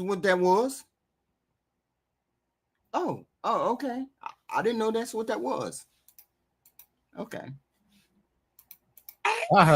You might. I ain't never heard. I've only seen one white woman. What? How many? How many you seen? Their hair is falling out, real dope. Sweeney, how many white women you seen with boho braids? If that's the same thing, Bo Derek had it years ago. Those are straight French braids. What she had, straight French braids. These are boho because they look. I didn't know what the hell they were called. I just go to hairdresser and say, put this on my head. I didn't know what the hell that was. A boho, but I just got they said boho braids. This is what they are. So Bo Derek didn't have boho braids. She had, what did she have? French braids. Hey, and she was sexy as hell with that hairstyle too. In that swimsuit. Way better than that girl. She looked way better than that girl. Tell me she don't. She way up there. I said sexy. You don't understand the difference between beautiful, pretty, cute, and sexy. Oh, okay. Megan Fox is sexy. Megan Fox is not that cute. The little white girl is cute. Scarlett Johansson is beautiful. And she has a body, so she can also be sexy. When we look at you, we look from head to toe, scan it, and we say, all right, the beauty is there. That means the face. That's the face card. Sexiness only deals with your body and the contour and the shape of it. So all of those things encompass into a beautiful woman. Yeah. Versus Scarlett Johansson, versus a sexy Megan Fox, versus the cute little Jean girl. It's just a difference, and it's probably kind of hard to follow. Yeah. This is what I have on my head. This is what I have on my head. Yeah. Okay. Those are boho braids. Okay, I learned. I've never seen a white woman with braids like that. That's what they saying. White women are wearing braids like this. Somebody just said that. What's her name? What white woman? The goofy girl, the Lady Gaga had boho braid. Lady Gaga. Let me see. Lady Gaga with boho braid. Let's see. The fuck? That ain't no damn. Whoa. This ain't no. Whoa. Wait a minute. This ain't no Lady Gaga. Them ain't no boho braids, is they? What she got on her head?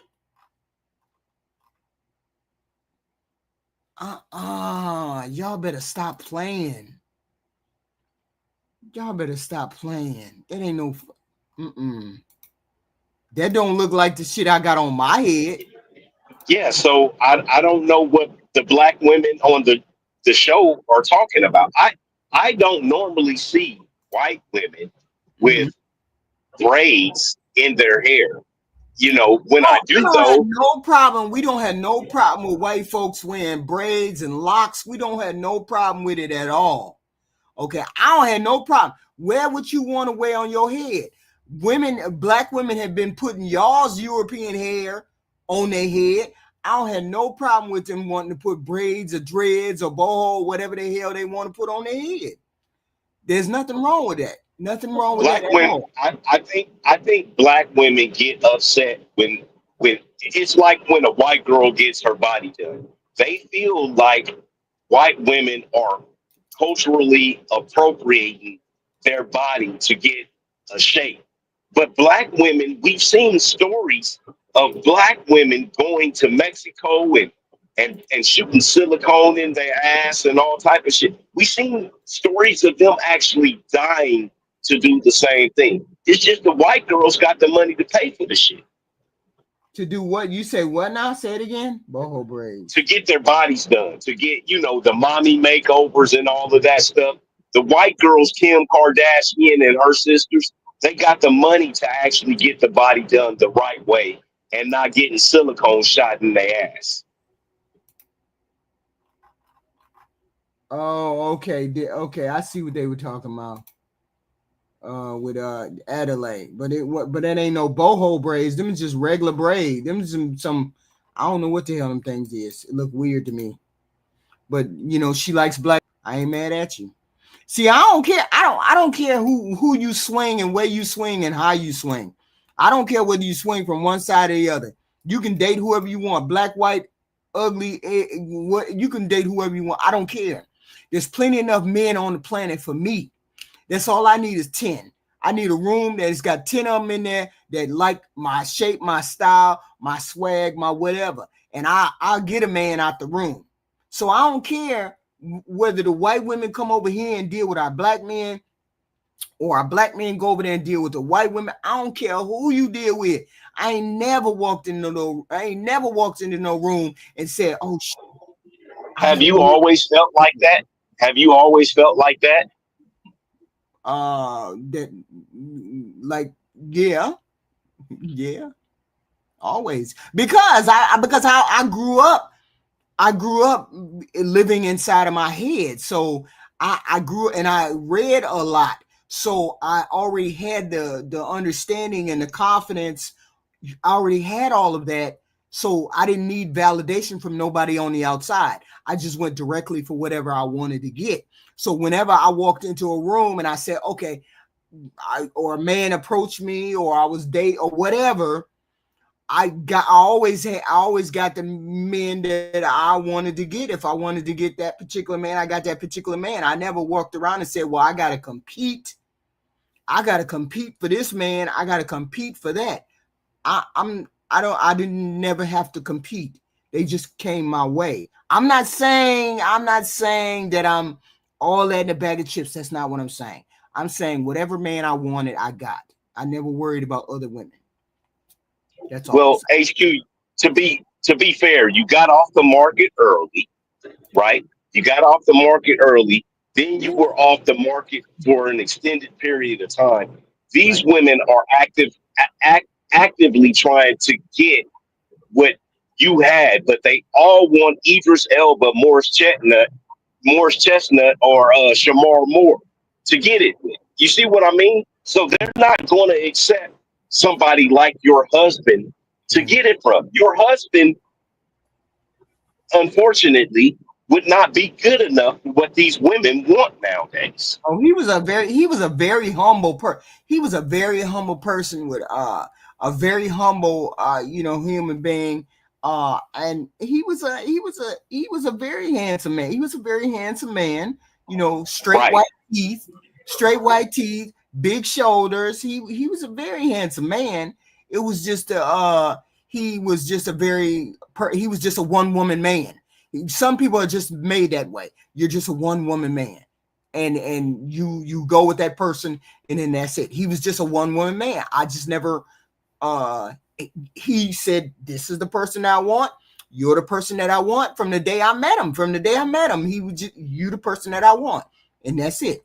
So I'm just saying, I never worried about women in the room. And I get that other women have to compete. I get all of that. But compete how? How is a woman in a room competing?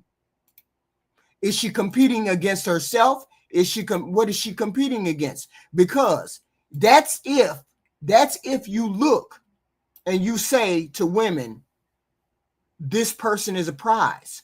But see, the way you talked to me the other day, Black America, you think women are the prize, the way you talk. I don't think that. I don't think that one bit. I mean, you think that the way you talk. You don't understand No. what the way you say it. No, I don't think that. I think that you guys are cars and we love cars and we want to hold on to our cars forever. You guys are, to me, women are possession. You are our most prized possession, but at the same time, you are my possession. It doesn't have anything to do with prize or loving you or any of that other stuff. But you said that if a woman wanted you to paint the moon red, you'd come up there and paint the moon red for her because y'all care about women like that. You care about the woman that's in your life like that. So that tells me that you think of her as a somewhat of a prize. Because you was gaslighting. God damn it. That's because you want to be vagina adjacent. I want to keep my piece of pussy next to me. Pussy is oxygen. It feeds me. It gives me life. I need to keep this near and dear to me. It's mine. He said, Black America said is. Men want to paint the moon for their woman. If he tried to figure out how to build a ladder to get to the moon, to paint the moon for his woman, because that's what they do. And I said, it sounds like you think women are the prize. Yeah, you was gaslighting the conversation. I don't understand what you mean by that. You never do when I use the word gaslight, and all of a sudden you paralyzed. Use it in the wrong context. Explain it to her, Zeus. Explain to her how we covet vagina. Go ahead, explain it to her, please. Okay, let me do vagina. And then what you say, covet vagina, that makes it even more of a fact that you say it's a prize. Oh, Lord Jesus. Hold on. Do we need to start off with a prayer? Do we need to start off with a prayer? Because y'all had Aaron come down from the mountain. He don't never want to come down from the mountain. He came down from the mountain spanking everybody yesterday. His word. I'm just taking his word. You don't never hear a woman say, we try to paint the moon for that man. We will walk on water for that man. You ain't never heard no woman say nothing like that. Exactly. We say it all the time. We built this world. Don't care. Hold on. We built this world for you. We didn't do this shit for us. Oh, go ahead. Bingo. That's it. So let me back up a little bit. First of all, thanks for having me on the show, HQ.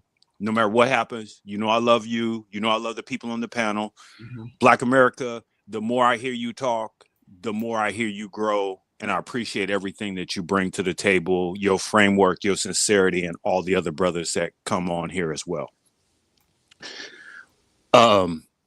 Excuse me. So to go on with the conversation, one thing that Black America has always been very, very clear about, we love y'all. Mm. We know a guy that we don't love. We ain't talked to him since first grade. But that girl we love, we gonna keep talking to her and keep giving her chances and trying to help her through life until we just give up. When women say, well, then we're the prize, you're missing the point. I didn't say women were the prize. I said you all think women are the prize.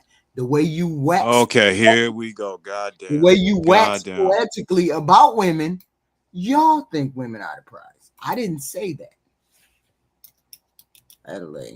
If a group of men sit around and say we're the prize, yes, a group of men will chastise each other because we don't think like that, because we don't need to think like that. We're more on what's the next result we can get.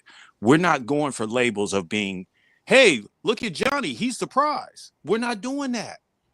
So to me, anytime a man and a woman says, if I'm with a girl, she should say I'm the prize, and I should say she's the prize, because we both are trying to win. It should never be one holds it and the other one goes, see, I won, because that's the same thing that you hate about talking points that you're embracing right now. It's the same type of energy. As a community, I think these conversations are important because we're broken. One thing that Black America is always consistent on is that we love y'all. I think the broken part is some women, and I think Aaron said it really well, but you couldn't hear him because you was in whatever space. You're a unicorn in your situation. When Black America just talked about Fee, you couldn't hear him, and then you explained how you were the unicorn. What he's saying is, if you take 25 women, they will walk over the guy that's there and in their spotlight, but they want to travel to Dubai and everywhere else to meet whoever those 3 Black men were that Black America made. You're winning. You won with the everyday man because you were able to see him. Yeah. He won with the everyday woman because he could see you. That's what Black America's saying. Amen. I'm done.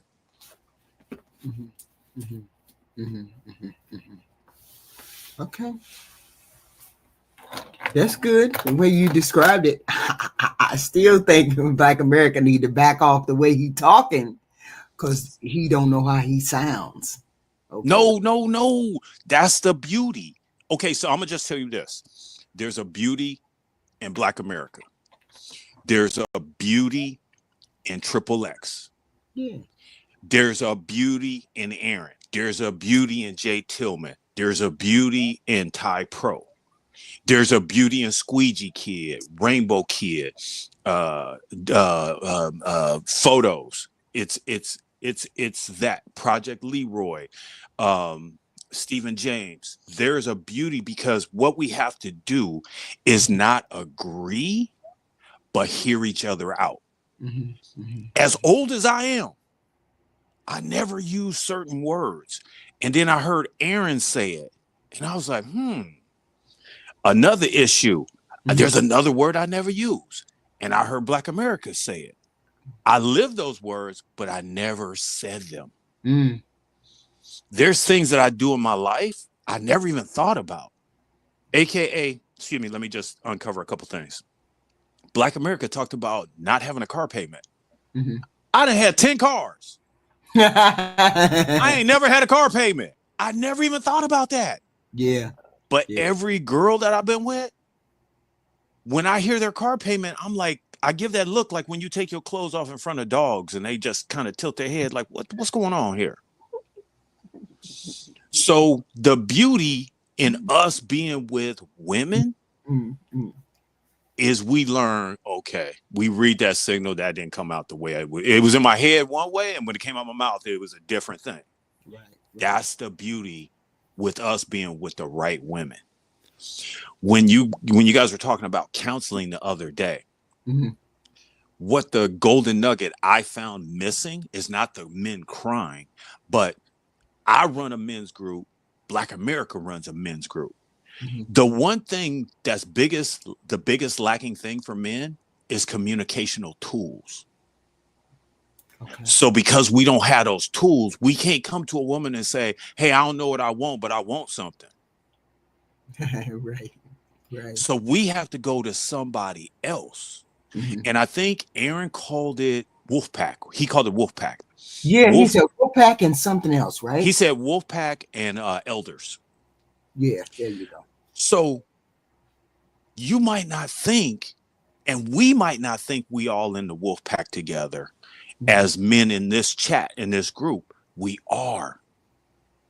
But we all have been female dominated in our rearing. So our communication has to evolve outside of that bubble. That's what he's saying.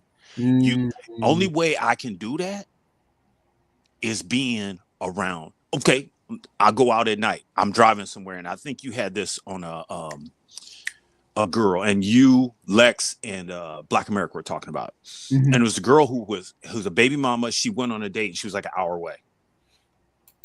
In that scenario, you said this, and this should happen.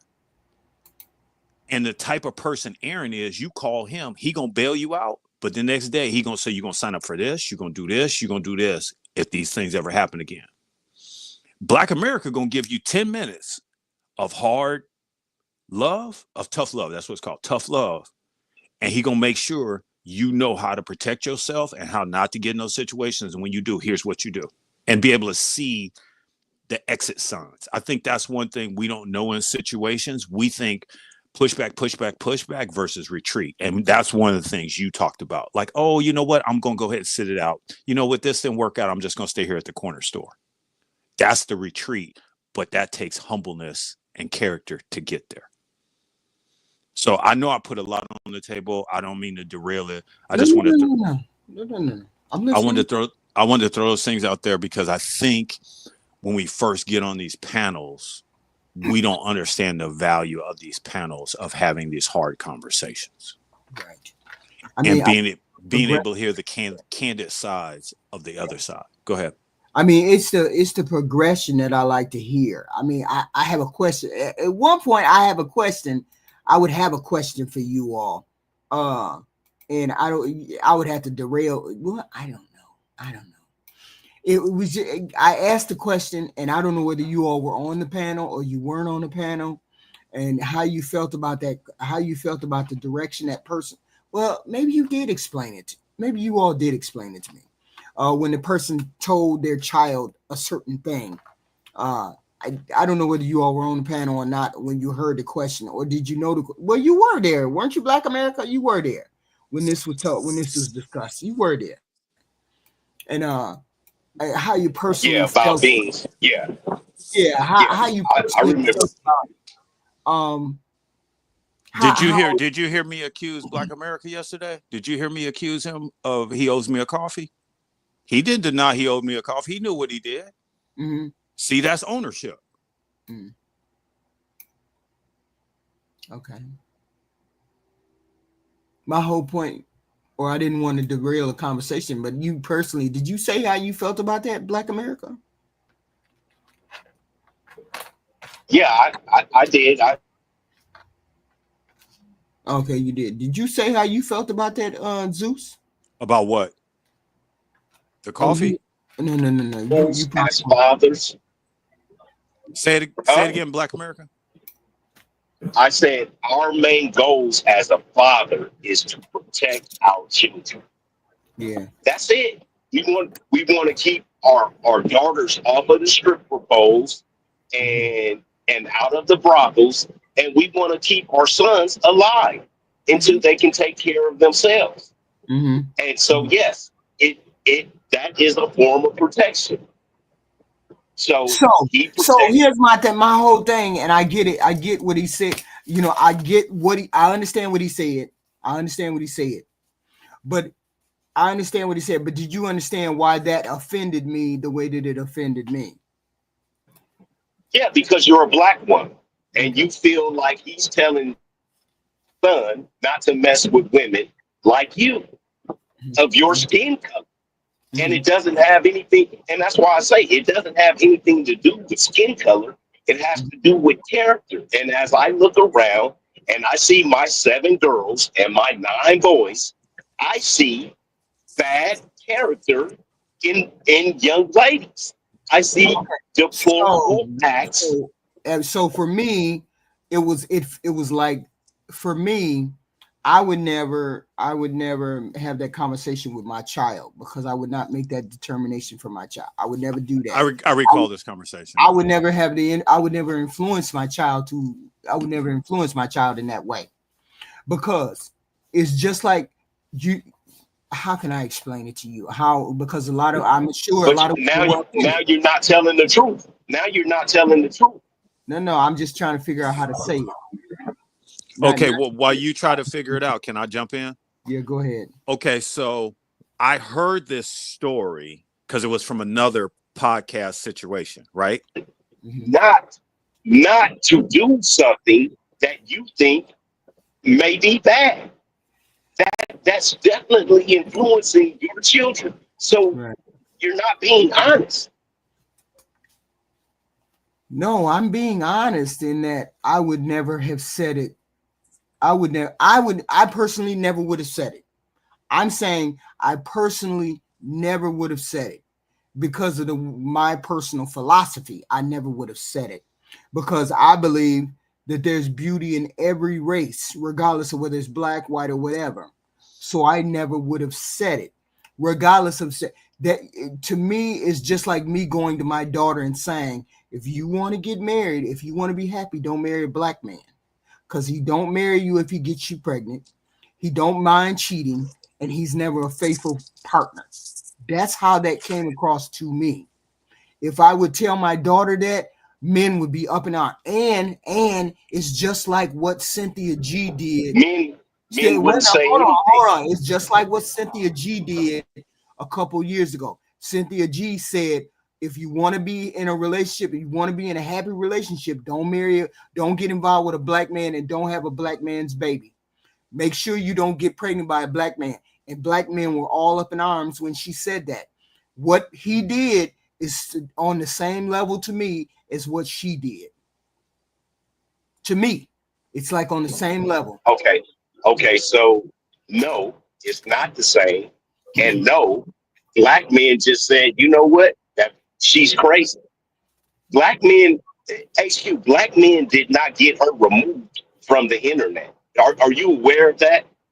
No, it was a white lady on a commission. Some white lady on a commission. Exactly. Because we don't care. We don't care what you guys say. Especially if we're not having sex. No, you guys do care because they crashed out because she said what she said. They do care because they crashed out. My whole point is this is something that never should have been. It never should have been a thought to even run across or come to the internet and say. Just like it should have never been a thought to come to the internet for her to say. He never should have came to the internet and said that same thing. Absolutely. He definitely should have, because he wants, and I've said before. I've said before, hey, young black men. I'm saying if I took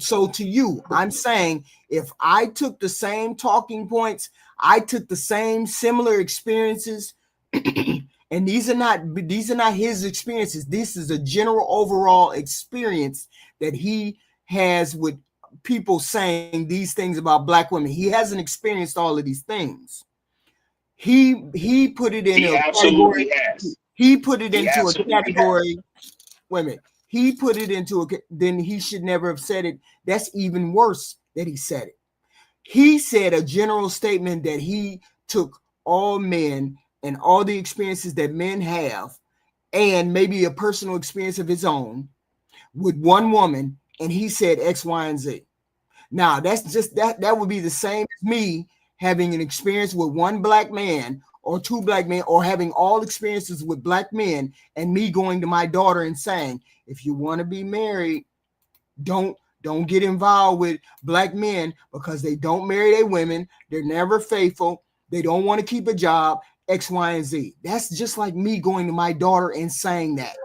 If that's your experience, it is 100% valid. If that's your experience, but I'm saying you never should influence your child to think that way, because you want your child to have authentic experiences with people. You don't want to. You don't. Wait a minute. That's just like saying some white people tell their children, be scared of black people. Be scared of them black people. Black people are different. Black people are X, Y, and Z. That's just the same thing to me that he did. You colored your child's perception of human beings. And now they have an idea He has an idea of women. He has an idea of white people. He has an idea of black people. HQ. Oh, I'm sorry. Go ahead. I'm saying it's the same thing.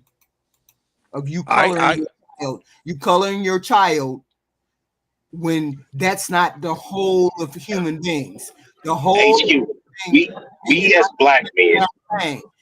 He is a black man who said that he is a black man who said that, and he colored his child's vision of all black women. Just like white people color their child's vision of what black people are, and we know that fucking is false. It's the same thing with him coloring that the same thing, him coloring the same vision with his child about a black person, of a black woman. It's the same thing. You colored your child and you didn't let your child have an authentic experience. I don't care whether it's true or not.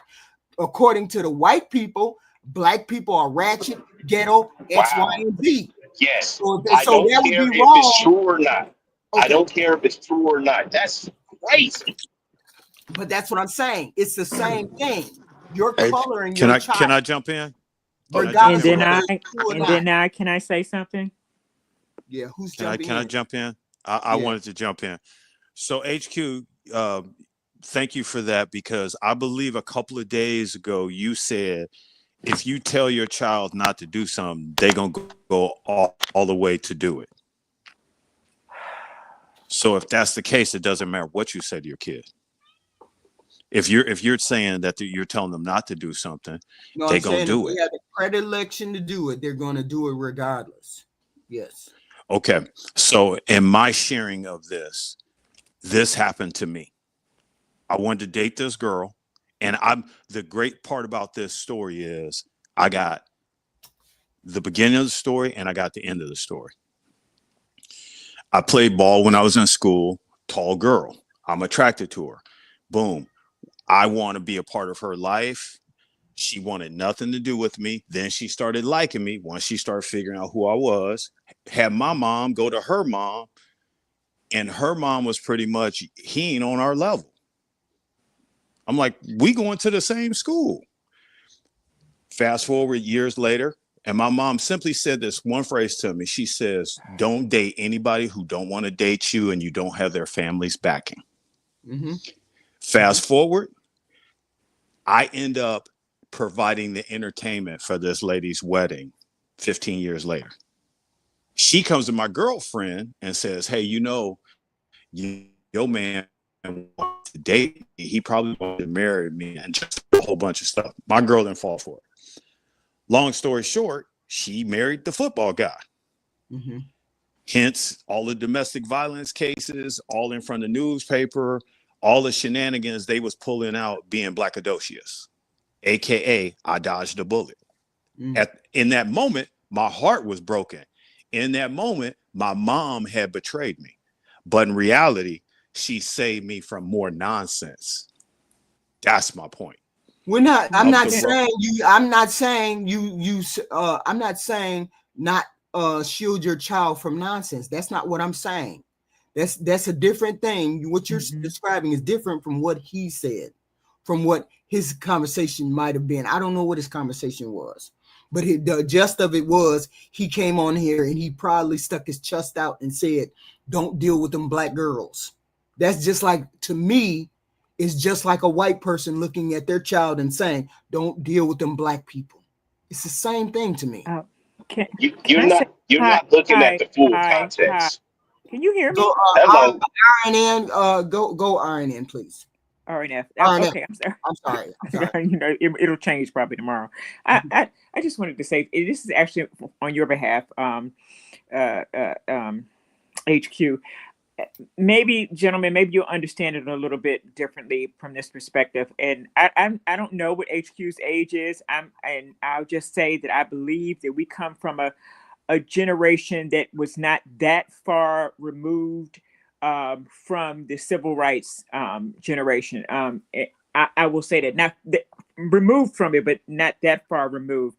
And that maybe her, like me, can speak to a time where we remember where people we actually felt being judged by the color of our skin. We actually felt it. Maybe some of you have not felt that. I was on the way tail end of that, where I actually felt what it felt like to be judged by the color of my skin. And then I had an opportunity to go places like overseas and stuff like that in Germany and things like that, where I was actually, well, my husband at the time was actually called names based on the color of his skin, by, called Schwarzer, based on the color of his skin, and having to acquiesce to white privilege and things like that.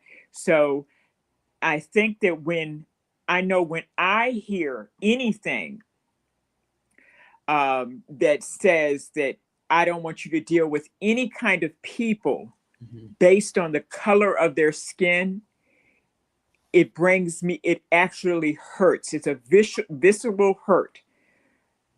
That it actually hurts when I hear anybody say that. When I hear anyone say, don't trust or clutch your purse, walk on the other side of the road when you see a black man, and you're coloring that every black man with that broad brush, that every black man is a criminal, or every black man is no good, or every black man is a beast, or a monkey, and won't make you happy, or a monkey, or whatever kind of derogatory names, overall names that they've had toward black people and black men. Right. I take total and utter offense when someone says something about a black man, and that I would never let anyone come to me or my daughter say to me, or anyone say to me that I don't want to date a man because he's black. I don't want to associate with any friends that say that I don't want to date a man because he's black. I've actually had family members. I've come from a family who had a lot of fair-skinned people and all of that stuff. So I had prejudice in my family. I had a lot of fair-skinned people in my family who would say to the darker-skinned people in my family, you can't come in my house. You sit on the steps. So colorism is real. And when we hear it from a black person, it hurts even more. So I just wanted to just say all that. I don't know. I kind of went around the bush, but I just want you to just take note of just be, cognizant of that. It's not even a woman thing. It's not a man thing. It's the color of the skin thing, and it actually does hurt. Right. Ty Pro, what do you have to say about it? How everybody doing? What up, HQ? What up, panel? What's up, brother? How you doing, my man? When it Hello, comes sir. to what's up, Black? What up, dude? When it comes to me, in my opinion, I think we conflating two different issues. Cause yes, prejudice is wrong. If you exclude a whole group or race of people because they're just that race of people, that's wrong, But all people got stereotypes, and all groups of people. We know our people. We know that when it's hot and it's the dead of summer, and you go downtown, it's gonna look ghetto. You go to a park in the hood, it's gonna be some twerking on top of cars. It's gonna get ghetto. Like, certain things about your people. So if I was to tell my kids, hey, don't go to that park because it's gonna be a fight or something. You need to stay away from there. I'm just making my kids self-aware of reality and how life is. And sometimes I think that when we get up on these panels and we say certain things like, black women is, but I don't like generalizing all groups of people. But I will say, yes, there is a certain type of black women that are extremely masculine. There's a certain type of black women that are argumentative. That's not trying to shame all black women. I love black women, so I'd never do that. But I know my people. I know my experiences with women. My experiences with African black hold women, on. right? Before you start windmilling, No, you see, African black women, right? So when you talk to your child, you say, You might have an issue with Black American women, but there's some beautiful Black women out there that are in Africa, that are in Guam, that are in Muslim countries, that's in Dubai. What do that? Can I say something? What Can do I say that even something have real to quick? do? Right? You What don't just does say Can I Black women. You hold say on? Hold on. HQ? What do that even Can have I to say do? something right quick, HQ? mm-hmm. So, as a man in his 50s, when I was in high school, it was a beautiful African girl. Her name was Nazareth. God damn, I remember her name. Beautiful. Yes. And I was trying to get with her. It was two of them, her and her sister. I was trying to get with her. When her dad pulled up Mm-hmm. and I was out there in front of the school talking to her dad said, "Nigger, get away from my daughter," and told his daughter right in front of me, "You never talk to a man like that again." Ouch. HQ, what I am telling you is, Ouch. just like Ty Pro is saying, we have been trying to get with Black women our entire lives, and we have dealt with a plethora of you guys. We know, we know you guys better than you know yourselves. You women lie to each other. You don't This is lie to ridiculous. us. Okay. All right. I understand what you're saying, but you don't understand what we're saying. That's HQ, just I like don't. me going, it's just like me, it's just like a white person going to their child and saying, It is. all Black people ain't no good. You better No, stay that's away from not the all of that. same. Yes, It's it not the is the same. same. Yes, it is the same. Because It's I was the very same. specific. That's why you just asked me that out the blue question. But what about Black people outside of the country? I'm being specific. That's why I use the example of ghetto Black people in the hood are going to do ghetto Black people stuff in the hood. I don't have to. That's not me being racist, prejudiced, maybe a little stereotypical, but you when you know your that's my experiences with Black people in the hood. They're gonna barbecue, they gonna get drunk, they gonna have fights, they gonna do donuts in their cars on the streets. But you're That's being what specific. You're not doing a broad brush. Yes. so that's We're what talking about, if we're you listen talking to about a if broad you brush. listen to everything I said, I didn't say nothing about painting people with a broad brush, but This is what we're talking you're about. going to We're talking about identify a group of women. You're going to like we can't never be the all police. That nobody should be on the internet saying all of anybody do Right, anything except right. all humans breathe. That's about it. All humans require water. But yes, there is a large group of Black women that's gonna do this, that, and the third. And look, these are the ways that you can identify those type of Black women because they in common have this, that, and the third as their aesthetic. wait They're a gonna minute. talk You're like this, trying to that, and the convince us third. of something. You're trying to convince us of something. We understand what Black women do. What we're talking about is you telling your son not to date Black women. Who gonna Period. tell their son that? We're not talking about Someone told their son that. Somebody on this panel told their son that? no. Somebody on the internet went to their son and said, if you want to be happy, if you want to be married, you want to have a good life, don't marry a Black American woman. That's what he said. Not in that way. Exactly. That's not what he said. So So what But he the said, I stereo just want. what he if said. you look at the stereotype for Black women and even the stereotype of Black men, that's why we gotta work on our images. That's why we gotta have these I agree. conversations. We do All need to right. All work right. on our images on both All right. ends. Let me ask you something, Ty Pro. Let me ask you something, Ty Pro. Hold on, Miss HQ. You Yes, sir. have a nerdy, sensitive little cousin. Hmm. He's a nerd. He play video games. He Uh, wear the high waters, the socks. He wear buddies. Never wore a pair of Jordans or anything like that. The nigga is 18 years old and he still be crying and stuff like Hmm. that. Hmm. And Hmm. okay, and you say, bro, if you want a woman that's gonna love you and marry you and be honest and faithful, it's probably best if you don't marry a Black woman. Does that sound Who, wrong for a young who, man like that? Boom. Does that sound? Hold I on. would do from the dude that you described to me. He probably do the Naruto run with his hands out and all that. Yes, He yes, needs with to. his hands to the back. Yeah. He needs an Yeah, Asian anime type of chick. Whoever he there you mess with go. needs to be cut in his same cloth. And There you go.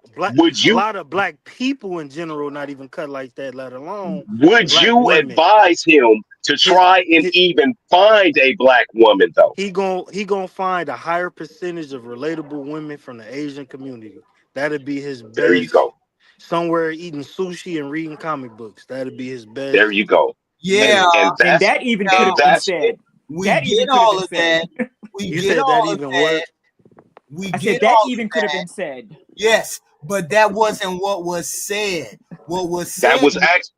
No, what was said was what you said, and what you said was way hella out of order. What you should have said was What I said? no. What he should have said was, you want to be happy, you want to get X, Y, and Z. You're probably not going to find the type of woman that you want here in America. So No, maybe with you a black woman. can find, or you're not going to find the type of black woman here in America. But there's beautiful black women all over this planet. I didn't hear him say that. But it I heard No, wasn't. because I That heard him didn't say have nothing full to do stop. with black women. First of all, black people are American. Second of all, that didn't have anything to do with black women here or African women or Jamaican women. It was a specific. It was, hey, these you need nerdy women, and most the women on the nerd level that archetype is gonna find is Asian. They're in America. That archetype is here in America. It just ain't. It with ain't. black women, It ain't a with common black black women rock person with a thing. man like that. So With my a whole black point is, you're not if supposed to make that influence. You're not But supposed to make that judgment for your child. but What you're you supposed don't to like say that because is, it triggers you and it makes you no, feel no, insulted. no, and no, But that's it what I was told good her. advice for a And that's what no, I child. no, told her. And it It's wasn't great no. no advice. malice to black It's not a women. That matter of wasn't malice. triggering. That from the scenario Black America gave me, there was no malice towards black women and anything that was said. That was just giving a son advice and knowing what type of man he's gonna be. That's not saying Yes. that's not Thank you. saying, hey, my son is a nug nug and a pookie. Go find you Wait a minute, a. I'm just trying to figure out. Hold on. Let me I'm finish what just I'm trying to saying. figure out. Are In the y'all just same, trying to be obtuse, or you just trying to be? you're taking it as he said. My son is a nug nug. My son is a pookie. He's probably gonna end up in jail. He should marry a black woman.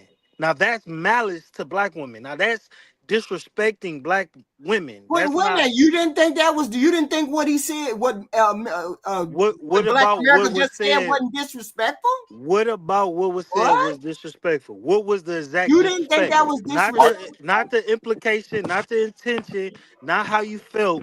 What Black America. words? I mean, What was the Ty quote Pro, that was Ty disrespectful? Pro.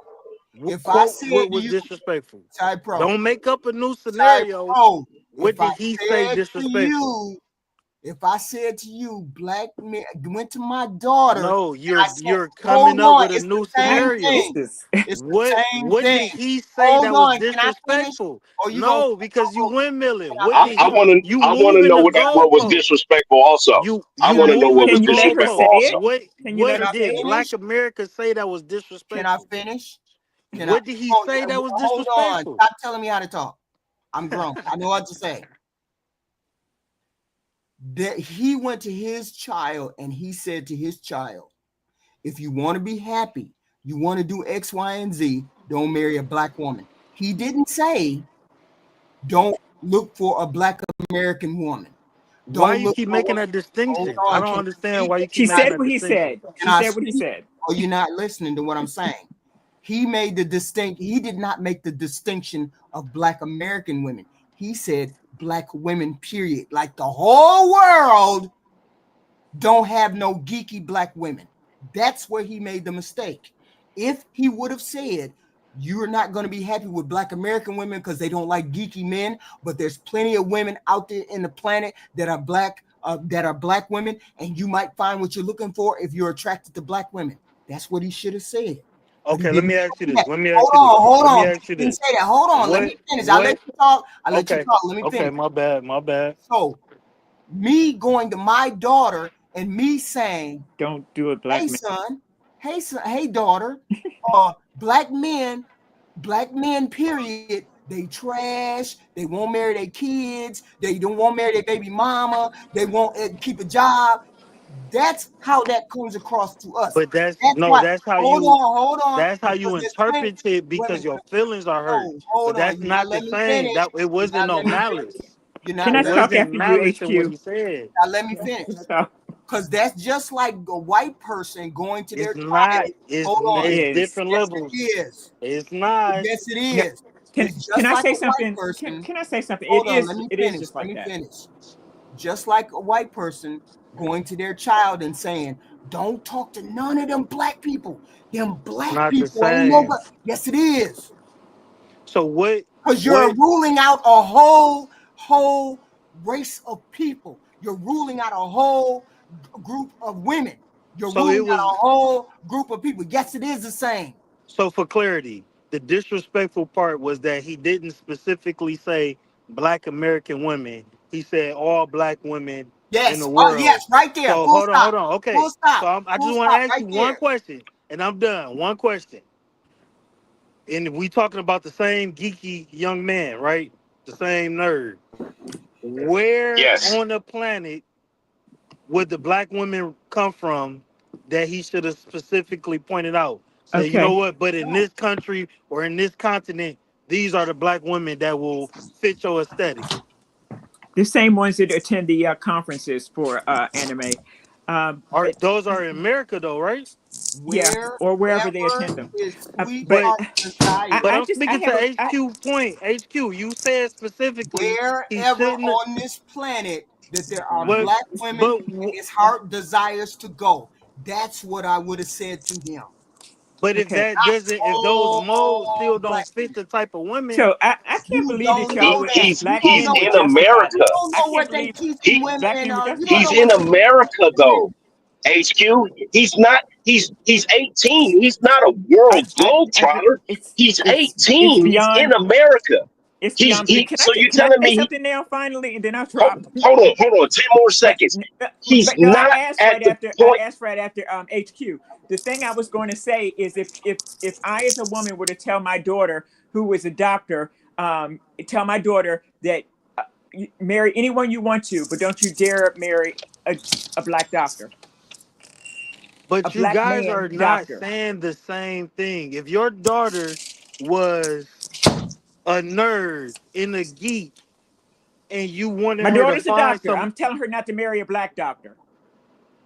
That doesn't make sense because that don't make sense. So who should she date? If not a black doctor, a white doctor? Well, who should? Because he didn't say don't date a black nerd. He said go my find daughter's you a nerd. My daughter's a nerd. I say don't date a black nerd. No, the equivalent would be your daughter's a nerd. Don't date a black man. That'd be the equivalent. No, not the a black equivalent nerd. is black. The equivalent is my daughter is black. So don't date a black he nerd. Is black. But it doesn't That's even matter. It doesn't even matter. I would not tell my daughter not to marry a white one. Would you tell your daughter to not date a street dude? Yes. Yes. Would tell my daughter, drug dealer. I would tell somebody my daughter, in and out this of is what jail. you asked me, and I've told my Would daughter. you tell her not to date a dope I told boy? my daughter to marry someone of character. Nothing to do with the color of their skin. Dope boys got character. Nino Brown fed whole neighborhoods. But you black men are I acting like bought people you black houses. men are acting like you've never heard of people being judged by the color of their skin. We don't care about that. Listen to what I'm saying. Your daughter has done well for herself. Do you want her in a trap house with a nigga that's selling eight balls I would and tell her not to cut-ups? marry a white drug addict, or an Asian drug addict, a black drug addict. I would tell her to marry someone of character. Obfuscating this whole question. You are really You are really dancing around. You must be a ballerina. No, You dancing you around this danced question. around it because you all of you have ignored the fact of what HQ said. HQ said that the man said to his son, "I would advise you not to marry a black woman." End of case. End of point. No, this is why. And this is going to be the last thing I'm saying, and then I'm going to shut up. Black women in America, black women all over the globe, they have an archetype of a man that What they do want. black men have? We just look for vagina. Don't you see these niggas is fucking everything from fat white White women men aren't. to White men aren't. White men aren't. they call them love mopeds. interrupting. You love Yeah, interrupting. they call them I know that's pot mopeds. calling the kettle. No, they call them mopeds. It's something that you ride, but you don't want your friends to. I'm in the trucking industry. I got a bunch of white partners. I got 2 white business partners. They call them mopeds and a bunch of other derogatory shit, and they say it's something that you'll ride, but you'll never want your friends to see you riding it. These niggas are walking through Walmart with these fat white women. We want to buy some vagina, and I know you don't understand it, but the whole thing about it is black women have a certain type of aesthetic that they want from men, and I understand you guys don't I don't even know understand that. We've got away from the point then, right? No, we didn't. Nerdy niggas, good guys, fat dudes, broke niggas, they don't get anything from women, Are we still talking especially about the black man that women. said don't deal with black women? Yes, because he has a nerdy, good, loving, crybaby ass son who's 18 and still crying, and you want to send him to some black, they will eat his ass up. Ooh. But I'm going on mute. Y'all have a good one. So I'm gonna just say this. I think that the initial statement that was said didn't have malice, direct malice, a quotable disrespect in the statement that I was told, and you guys are trying to create equivalent examples, but they have malice and direct disdain in those examples y'all giving, and it seems like it's just more of a emotional response to being hurt about black women being, you know what I'm saying, put down. Like it looks like somebody trying to talk down on black women. And I'm not That's a, what she said. He said. and I'm not I'm not a person that will ever talk. I prefer black women. I have a black daughter. I would never talk down on black women. But the example that I started off with when I said was, we know reality. We know our people. We know when it's hot in the summertime in the ghetto, somebody's gonna get drunk and have a fight while they barbecuing. We know these things to be true from experience and observed reality. So sometimes when we give advice about observed reality, somebody's gonna have their butt hurt. Somebody's gonna have their feelings hurt because it's not always as pretty as the ideology we think we think we are, especially women in general, not just black women. Women in general don't want to look like if it don't put a black woman in a good light, it ain't a good day for some men. Yeah, and I never stereotype against black men. I guess that's what hurts so much. The panels that I've been on, or since that man said that statement, I ain't seen one black man stand up and say, that's fucked up, bro. Because it might not have been fucked up, but you gotta understand this the internet too. So a lot of people on these places, they get on here for kicks and thrills. Ty Pro, what if it was effed up, Ty Pro? What if it was effed up? Okay, so out of the exact quote, would you rather me be quiet? Out of the exact quote, without adding anything or implying anything, what was the fucked up part? Just the exact quote. Not adding nothing else. Okay, see, you think it's about our feelings about the thing. It's not about you can't even answer that question. No, please answer it. I have to answer the way I have to answer. You don't get to dictate how I answer stuff. Yes, the whole point is it's not about feeling. It's the same to me. It's the same as telling someone not to date. And that's just like somebody coming to me and saying, "Don't date no black men." But see, it's not. No, And when wait a you minute, hold do on. that, Let that's me an think. It's like emotional that's response. not that emotional response. Because you're not giving the exact same example. You're giving an example that We implies going by malice. we are going by You the are you example. are We're you are going by what purposely Black applying the America malice. said. No, you're not. You're Yes, I purposely am. applying malice to your Wait a minute, hold situation. on. Black America said what he said. He said he said black women. He didn't say black American women. He didn't say black Samoan women. That man told his son not to deal with black women. That is a whole swathe of black women. That means the whole Means planet. all it means me and So you everybody. don't think Oh, under that no means the whole circumstances planet. Hold on. That saying means the that was whole he planet. could not. You It was can't deal with no black women. The whole planet don't deal with black My women. daughters. So that is what's wrong with it. It's not a matter of, oh, he hurt black women's feelings. No, he told the whole black women, the whole planet of black women. I could understand if he said, you're not going to find what you want from black American women because they What's the don't like question? cheeky dudes. But he didn't say that. He said, all black women. That's what's wrong.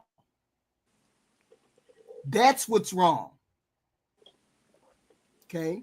And that's just like a white person saying to their child, don't deal with no black people. All black people ain't shit. All black people are monsters. All black people are the devil. That's what that sounds like. And that's what he did. It has nothing to do with I'm hurt because he said it about black women. It's black people. That's all black women, he said. That's what's wrong with it. And even more fucked up was the fact that I ain't heard not one black man push back on what the hell I'm saying. I'm the one that's crazy. Right. I'm the one that's crazy. You don't want white people telling their kids that black men are monsters. Yep. Why would it be okay for a black man to call that black woman monster? Or they're gonna kill you, or they're gonna shoot you, and all. Yep. That's the same thing. That's the same thing. I don't understand why people don't see that. That's the same thing. It's literally not the same thing. Y'all are adding As long racial as it's and about a black woman, it ain't the same thing. All no, black but women are X, If it Y, was a and black Z. man, it would be. no. So it's all black women. Because if I told my daughter don't HQ, date no black men because ain't no black men no good, why y'all don't be you up try in to arms. just why don't you try to just listen without I being understand what in you're your saying. You're trying to feelings? justify the bullshit. I'm not You trying can't to justify that. justify anything. But if you just if you're not taking it so personal, you'll be able to receive. Because yes, if somebody say don't date black women if you don't like weave because all of them weaved up, or don't date black women if you don't like fat women because they all fat, that's out of line. That's That's the malice. same thing that he Hold on, said. just let me finish. That's how I know you're emotional. That's out of line because that is intentional malice. From the example Oh, that black from the oh, example that Black America gave me, I got you. the Okay. example that Black America gave me was my son is a certain type of person. Mm-hmm. That type of person is very rare in the black community, period. Not even just women or men. That's a very rare archetype in the black community. If my daughter was a country music singer. All she loved was country music. My daughter want to go to NASCAR. She don't like doing nothing I like to do. She want to go to NASCAR all the time. My daughter likes going to. She don't want to go to the swimming pool. My daughter want to go to the lake and she want to go mudding. She like her pickup trucks lifted. My daughter likes to wear cowgirl boots and cowgirl hats. My daughter likes to go horseback riding. But My she should daughter only likes to, hold on, she hold should only on, do a just white hold woman. on. Just hold on. My daughter likes to do all of these more caucus type activities. I would definitely tell my daughter, yeah, you will find black men that are like that. but that's going to be a rarity. That's going to be a very small portion of black men. You see Oh, why? just You let see me how finish. you see how you put those Because caveats I'm in there? okay. So yes, See how you did that? And that's a good way to put it. And he didn't do but that. that's how That's I the talk. problem. That's just how I talk. And you know why I talk like that? Because I know that I'm talking to two black women, and my experience with black women is you gotta say stuff the right way. You got to. You know what I'm saying? And that's my daughter, so Instead I'm of gonna say feeling it. stuff the right way. Now talking to my son, I'm gonna be a little more blunt and straightforward. But that's how I talk to my daughter. I break it down and I make sure she understands fulfilly what I'm trying to say. But if I said that to her, if I said you're probably gonna end up with a white boy, just I can say it just like that. You gonna probably end up with a white boy. You should find you a good white boy to date because they gonna be more proficient in the activities that you like to partake in. Find you a nice white boy, which would never happen because I don't. We have BA all day in this household. But I'm just saying, for an example, knowing that my daughter loves all of these caucus activities, it would not be malice to black men if I told her, yeah, find you a nice white boy because he gonna fit your mold better. Now, when you did, now what would make it disrespectful is if my daughter's a lawyer and I say don't date no black men because they all criminals. Now that's malice. Now that's disrespect, and that's a very distinct difference in those two examples. Your interpretation. we Do you get see the difference in no, disrespect? no. Then, I get the then difference, but you have Cabby, you have different things added on to yours. He didn't okay, add so these things. one of them He didn't is add those things in okay, here. I'll let you talk. daughter, I'll let you you like talk. white shit. Don't date no black dudes because you I'll let like you white talk. shit. One of them, daughter, I'll let you you're a talk. lawyer. Don't date no black guys because they all criminals. Mm-hmm. That's it. That's it. Only one of those got Oh, no, no, malice no, no. to Hold on, another hold on, hold on. race. That last one. Don't date no black guys because they criminals. But I just You the know, first no, one no, no, no, no, was no, no, no. the That's all first you one told your though. daughter. That's all you said. You ain't say nothing else. You ain't say nothing else. You just said that. That would Right, be wrong. right. But Okay. if I say don't date no Okay. black dudes because they're But you not keep going cowboys. on with it though, as though other stuff went with it. He didn't So if say in other the stuff. other example, my daughter wants to date a white dude, or I think my daughter should date a white dude, there's no malice there though. Hey daughter, don't look for no black dudes because So why didn't he just say, hey, son, you know, when you want to get married and do X, Y, and Z, you find the best person that loves your characteristic, that loves your personality, that loves you X, Y, and Z. And maybe Why he HQ, was. did he? everybody ain't got the Why gift did of he gab like specifically? me. Hold on. Everybody can't Why did? talk like I talk. Hold on. Why didn't he? Why did he specifically say black women? Why didn't he just say, find you a beautiful woman, regardless of her race, who gonna understand you, who gonna love you, who gonna do X, Y, and Z? Why didn't he say that? Because he wanted to throw that malice in there Yeah. against black women. That's the malice. You So don't what seem was to the malice? understand that. That's what I'm trying to understand, HQ. Can you tell me exactly what the malice was, please? I just explained it.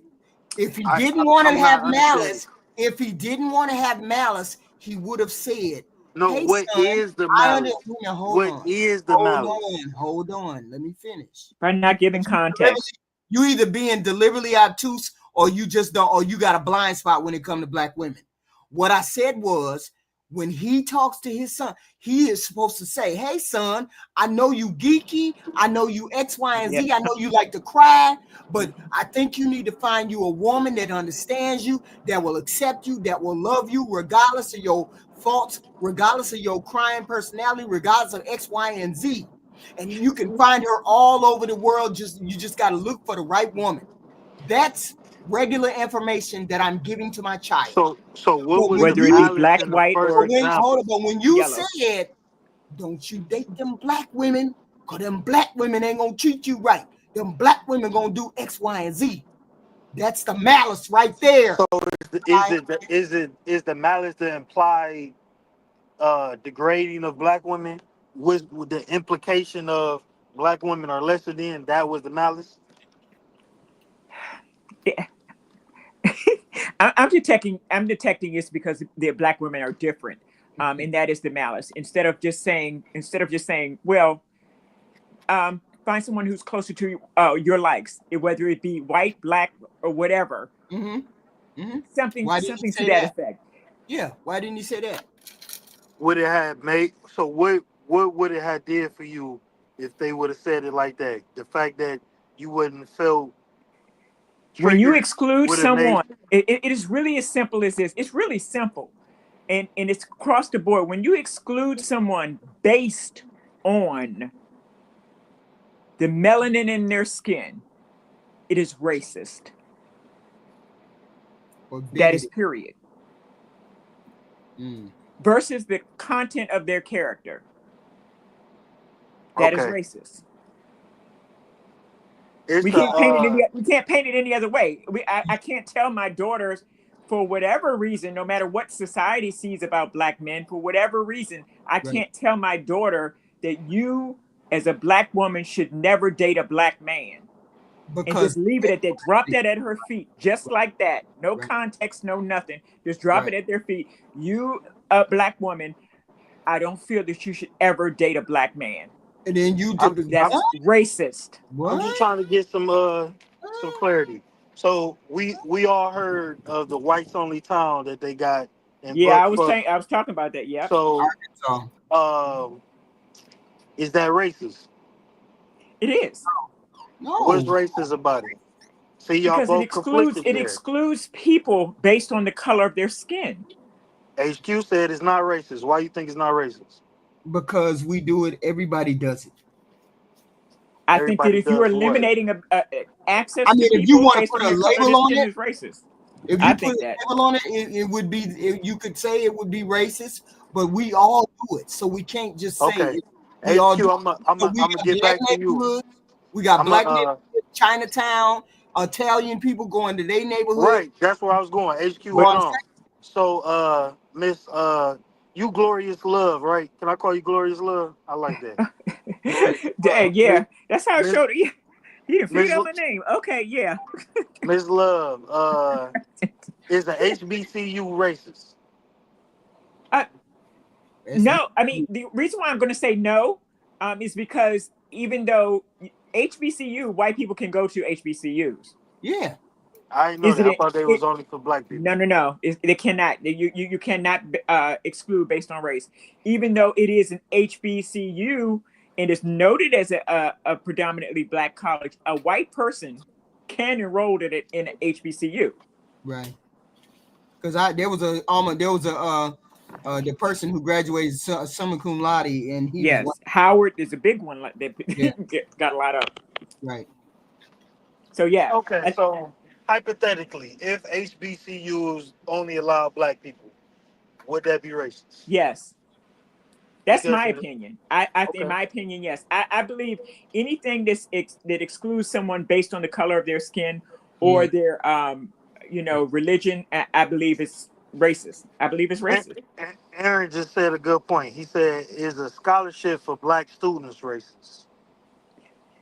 No, why would it be racist if you target a specific black person for a specific thing? I don't think that's racist. That's what they're trying to cut out too. What is that? That's the So that's not racist, but it's excluding everybody but black people. Cause that's a wait a minute. When you talk about racism, you're talking about from a public point of view. When you talk about somebody giving me, if I say I'm giving a scholarship to black people, that's my personal thing, and I'm giving it to black people. That's an exclusionary thing. That don't mean that I'm racist.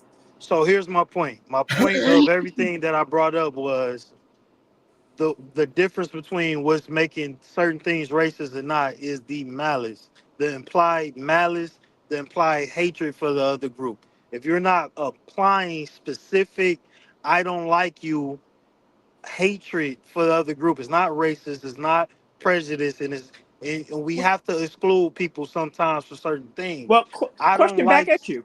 What about the white only signs? What would you have thought about that? White only signs, black only signs.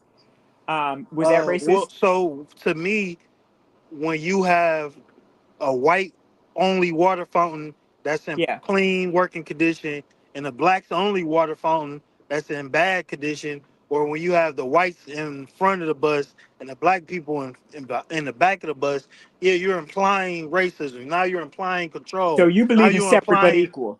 Now you're implying one group is better than the others. I have no problem with separate but equal. I'm actually more of a, I would have been pro segregation if I was in that time. It's not something that's feasible in this day and age, but I would have been pro Malcolm X, pro separate, pro doing our own thing. We don't need to integrate. Now that's not even a conversation to have in 2025. But back in the 50s and the 60s, I definitely. And then we're starting to see that with somebody creating an all white city. Yeah. Now when they create that all white city, it's racist people, but just saying this is our area, we don't want anybody else outside of this community to be a part of this community, is not necessarily implying hatred. We just know from society that those are racist people. What Project Leroy say? White only signs were enforced by the police. There's prejudice plus power equal racism. Exactly. When you're implying action behind it. But just to say, you know, this is this is our HBCU. There's no other white people allowed. I never knew that. I thought all HBCUs all HBCUs was black. I've never seen a white person at HBCU. I don't know what HBCUs are public. Quite a few of them. Public schools or private schools. Because if they're public schools, I think that there would be some kind of problem with that. But if somebody offers a grant or a scholarship, that normally comes from like a personal thing. It's not from the government. I don't know how the government does it. I don't know how they do it. But it's not considered discriminatory when they offer those kind of grants. I don't think it is. Well, I'm not saying what I said was what's name. But getting back to the topic, I didn't say what he said was racist to his son. That's not what I'm saying. I'm saying it's on a similar vein as what. So, my reason for the examples was that sometimes we have to exclude. I'm not, and I'm sorry, and I know I'm about to lose service, so I am about to drop down, but I'm still listening. And shout out to everybody on the panel. Thank you, HQ. Poppy Blanco, he's been sitting here patiently. What do you have to say, Poppy Blanco? Or are you dead? You dead in the water. Yo, can you hear me? Yeah, I hear you. How you doing? How you doing today? Fine. We got into that discussion of why there was no pushback on what Mr. Bean said, but nobody seems to understand what I'm talking about except RF. And where I came to the conclusion that I haven't heard one black man say anything and understand what I'm saying. Has nothing to do with it personally being offended, but it has to do with guiding your child's decisions just the way a person who is racist would guide their child's feelings or direction in the way they thought about a person, not necessarily based on race or whatever. He said it may be based on the attitude. I don't know. It's just some about it I don't think is wrong. Is right. I'm sorry. I don't think it's right. Maybe you didn't hear it. Maybe you didn't. I don't know. So yeah, I heard about it. Matter of fact, like it was like 2-3 days ago on your channel when you brought that up. Yeah. Are you familiar with beans? Yeah, I'm familiar with beans to a certain extent. Yeah. Well, Beans he's a smart ass guy. He's smart. Very smart.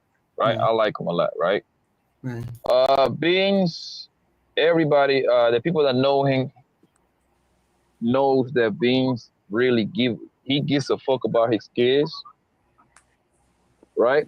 he always asking people for help for his kids when it comes to, like, you know what I mean, like asking if, people, not necessarily no help in that man, like a financial help, no, like for advice to give his kid on the direction for his kids want to go, like a military and stuff like that. So he has the military people. You know, we got a lot of military people on these panels, right?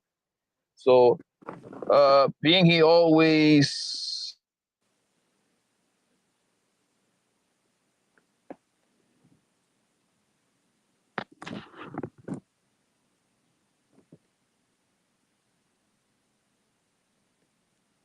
What happened? Did he die out?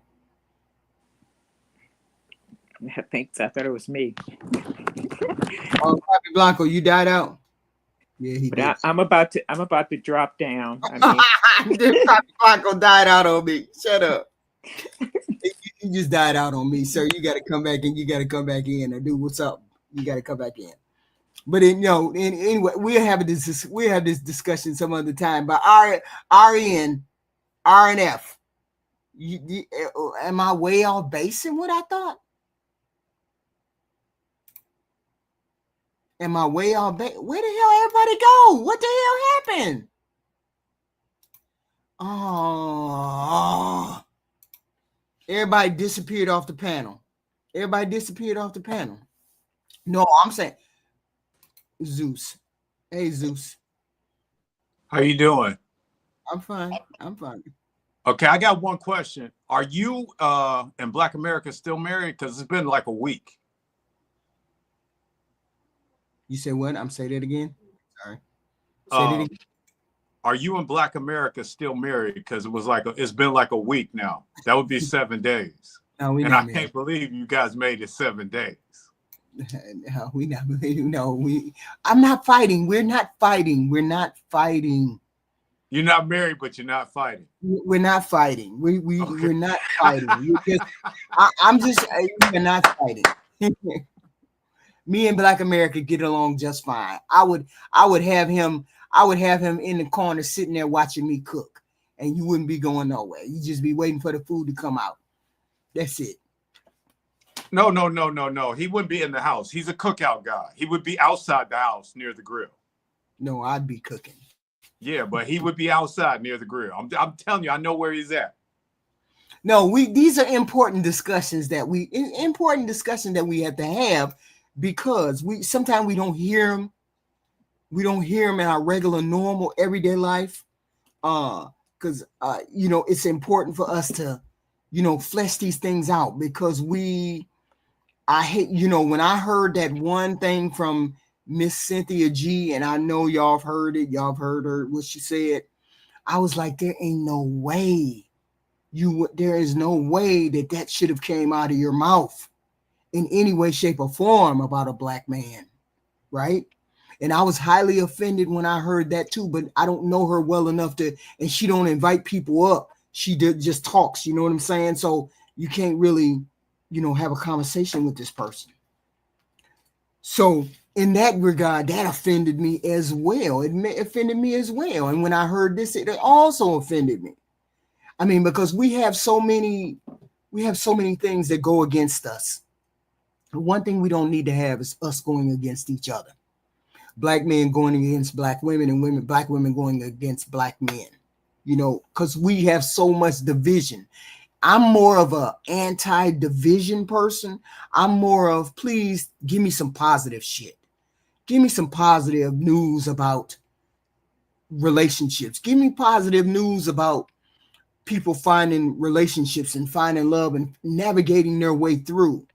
And when I heard him say that, I was like, that's even more division. You're teaching the next generation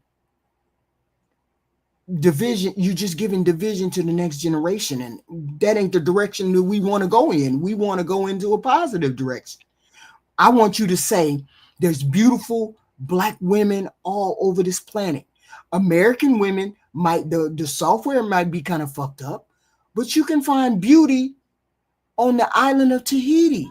You can find beauty of Black women on the Samoan island. You can find beauty of Black women in Australia. Just don't say all black women, because you don't know, his geek might be sitting in a hut somewhere in fucking Africa, just waiting for him to come, that son to come and get her. So when you give a whole blank slate of women, I'm offended by that.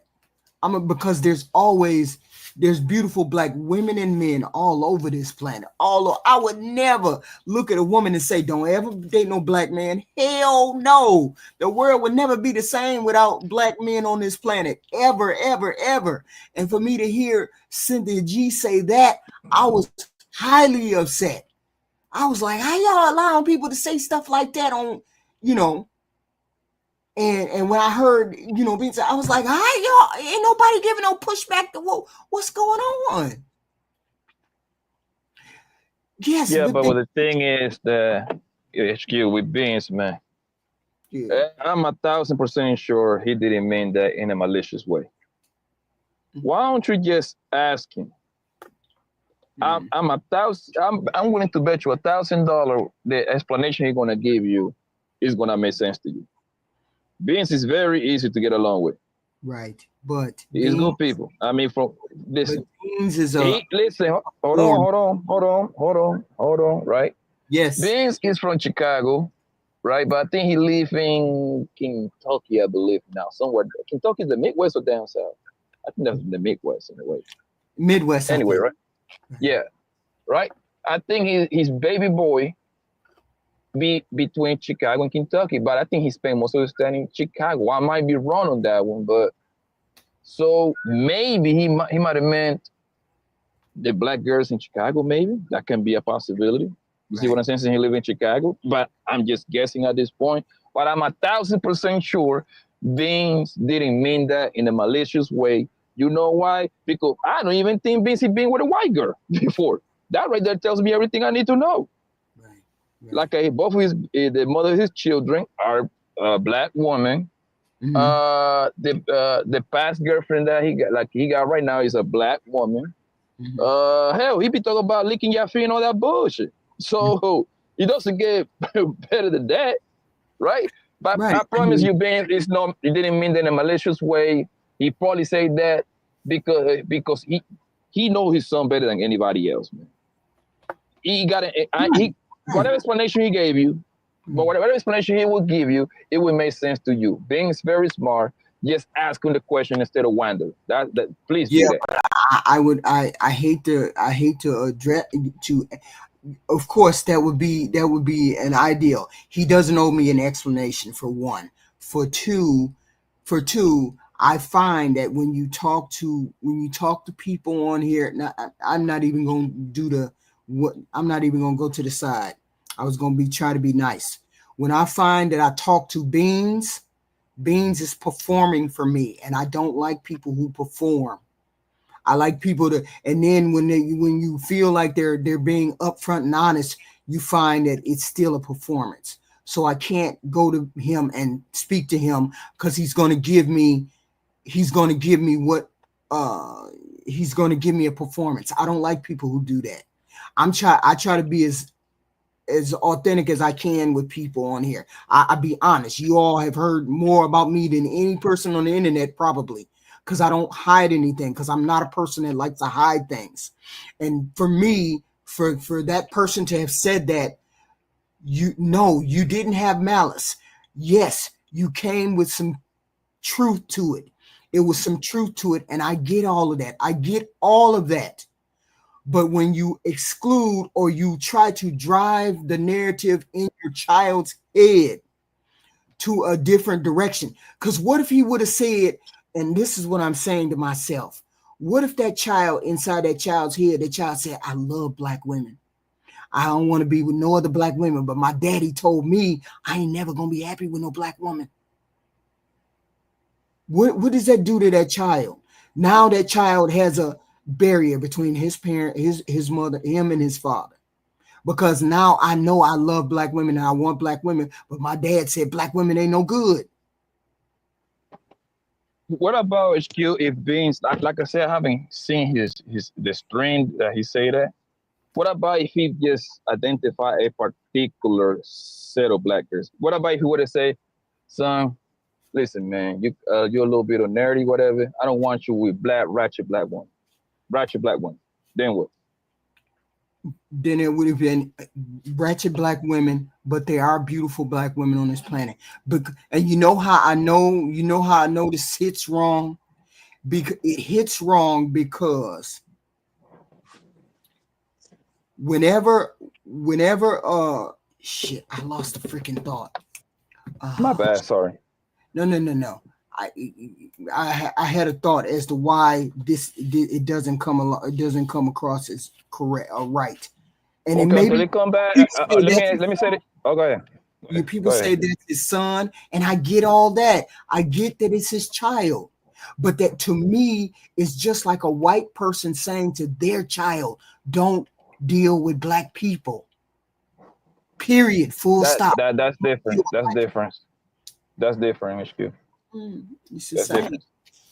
No, it's not the same. It's different. It's way different. Not even close. But I think my man Aaron's over here. How you doing, Aaron? I'm doing well, brother Poppy Blanco. How you making out? I'm doing good. Aaron, correct me if I'm wrong. I'm pretty positive that Beans probably asked you about he probably asked you some question, possibly by the military or whatever that you or the area that you're an expertise about his son. Yes or no? I know I heard him talk about his son. Wait, run that again. One of us. I'm probably having a delay. Can you hear me?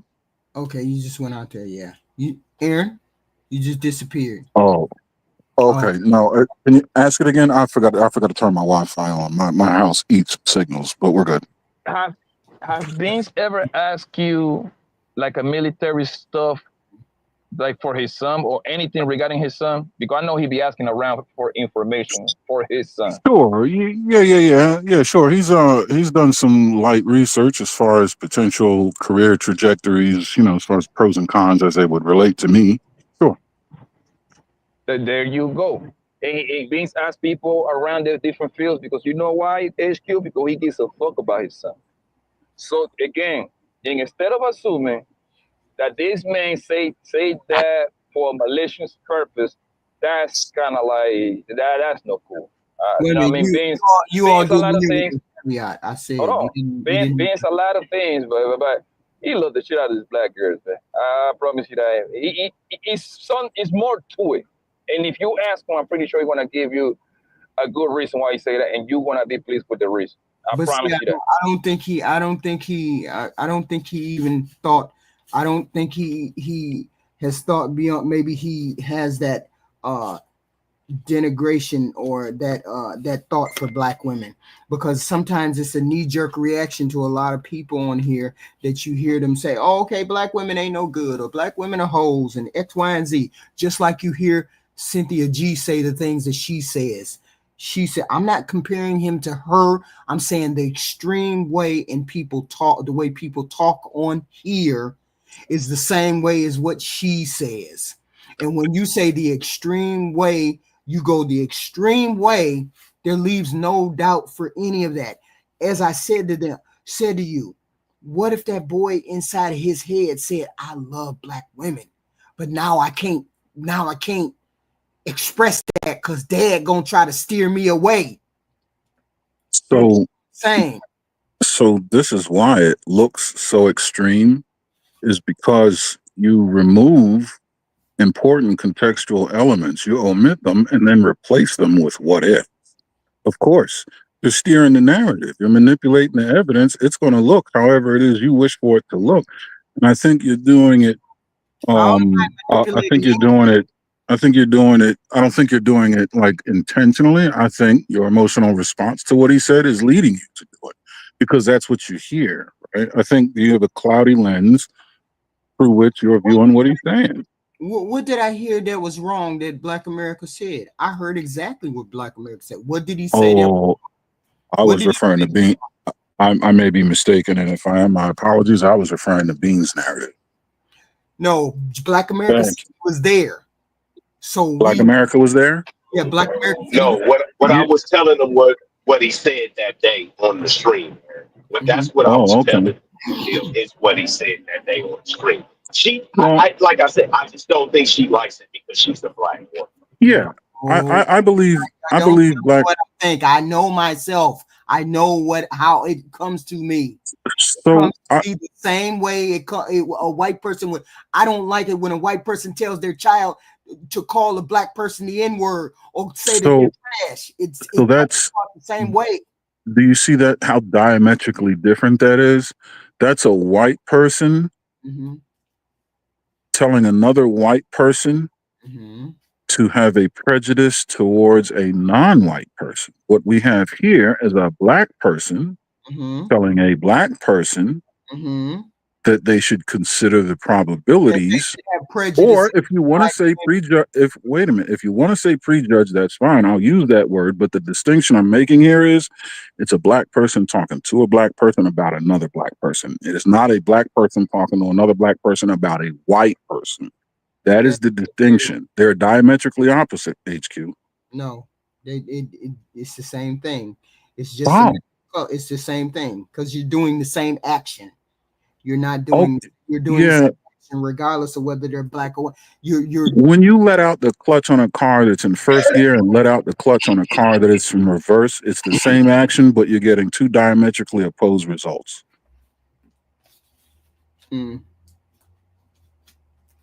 Damn.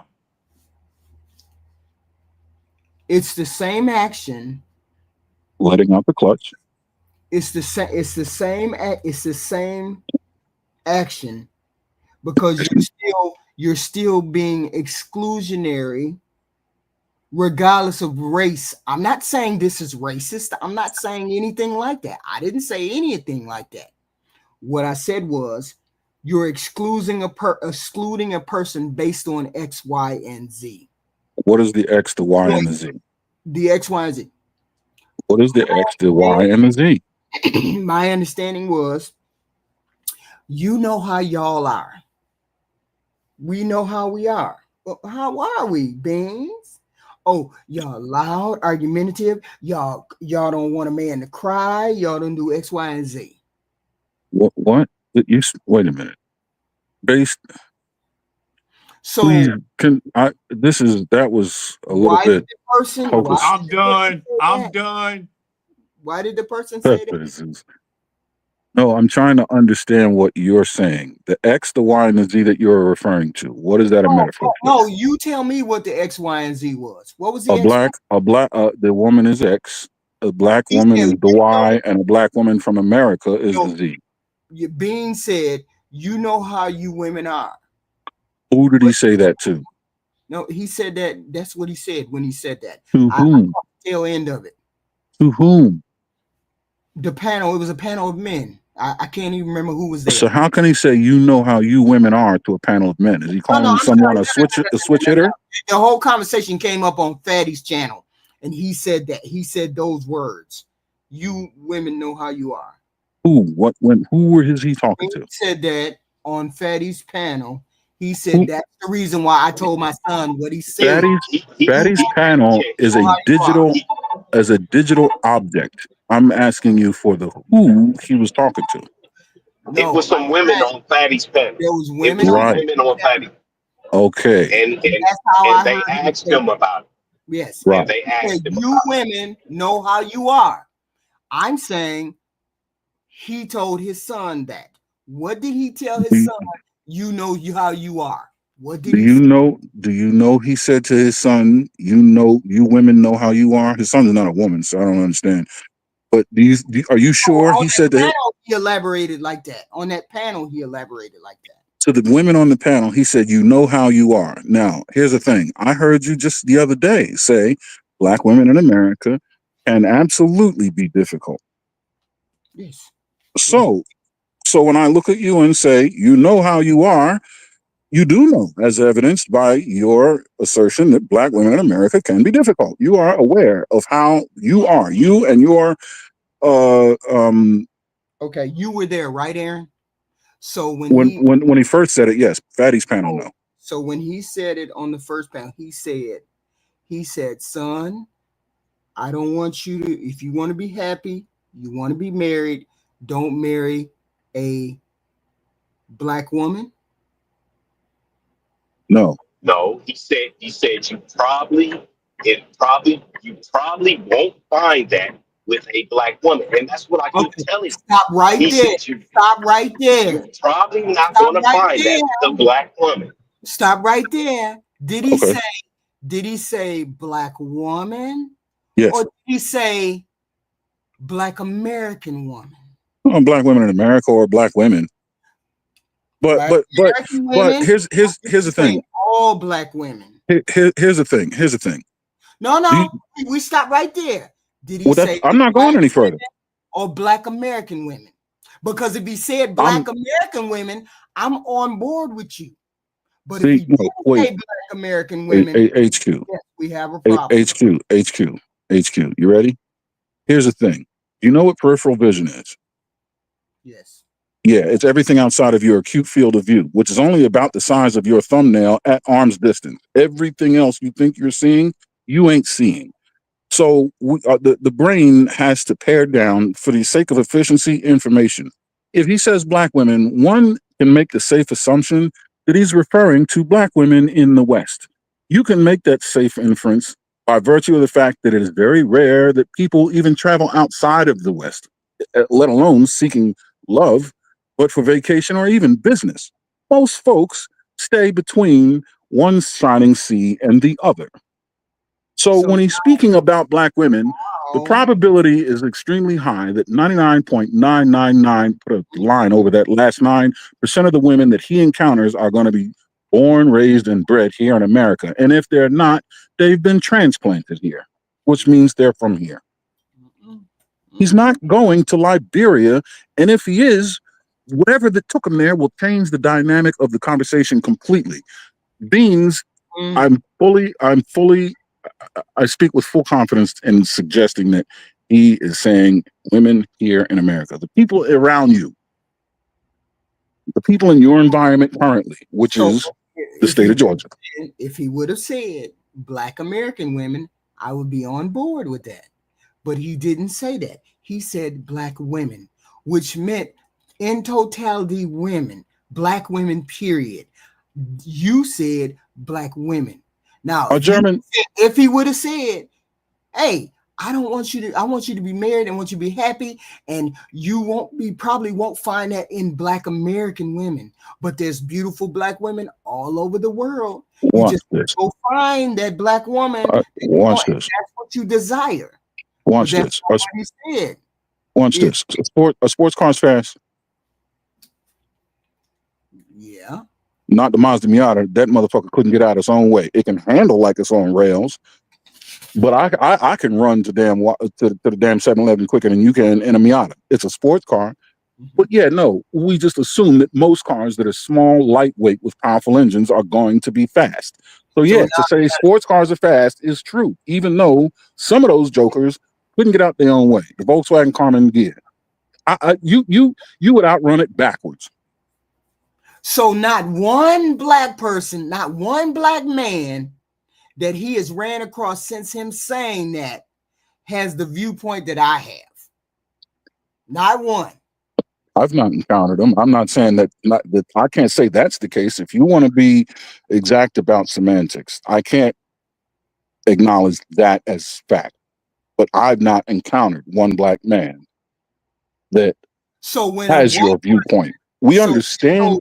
So when I said, so when Cynthia G said, don't have black men's babies, make sure you do the AB for black men's babies. She didn't say black American. She didn't. No, that's not what she said either. She said that's not what she said. She said abort. She said abortus. Yes, I said. She said abort black male fetuses. Yes. That's not the same. Male fetuses. It's not the same. When she went all the way across the world and she said all black male fetuses, she didn't say all. She just said black male fetuses. I don't care if she says 6.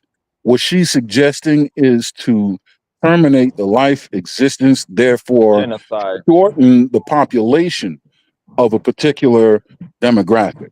That's deplorable. There's a person, what's his name?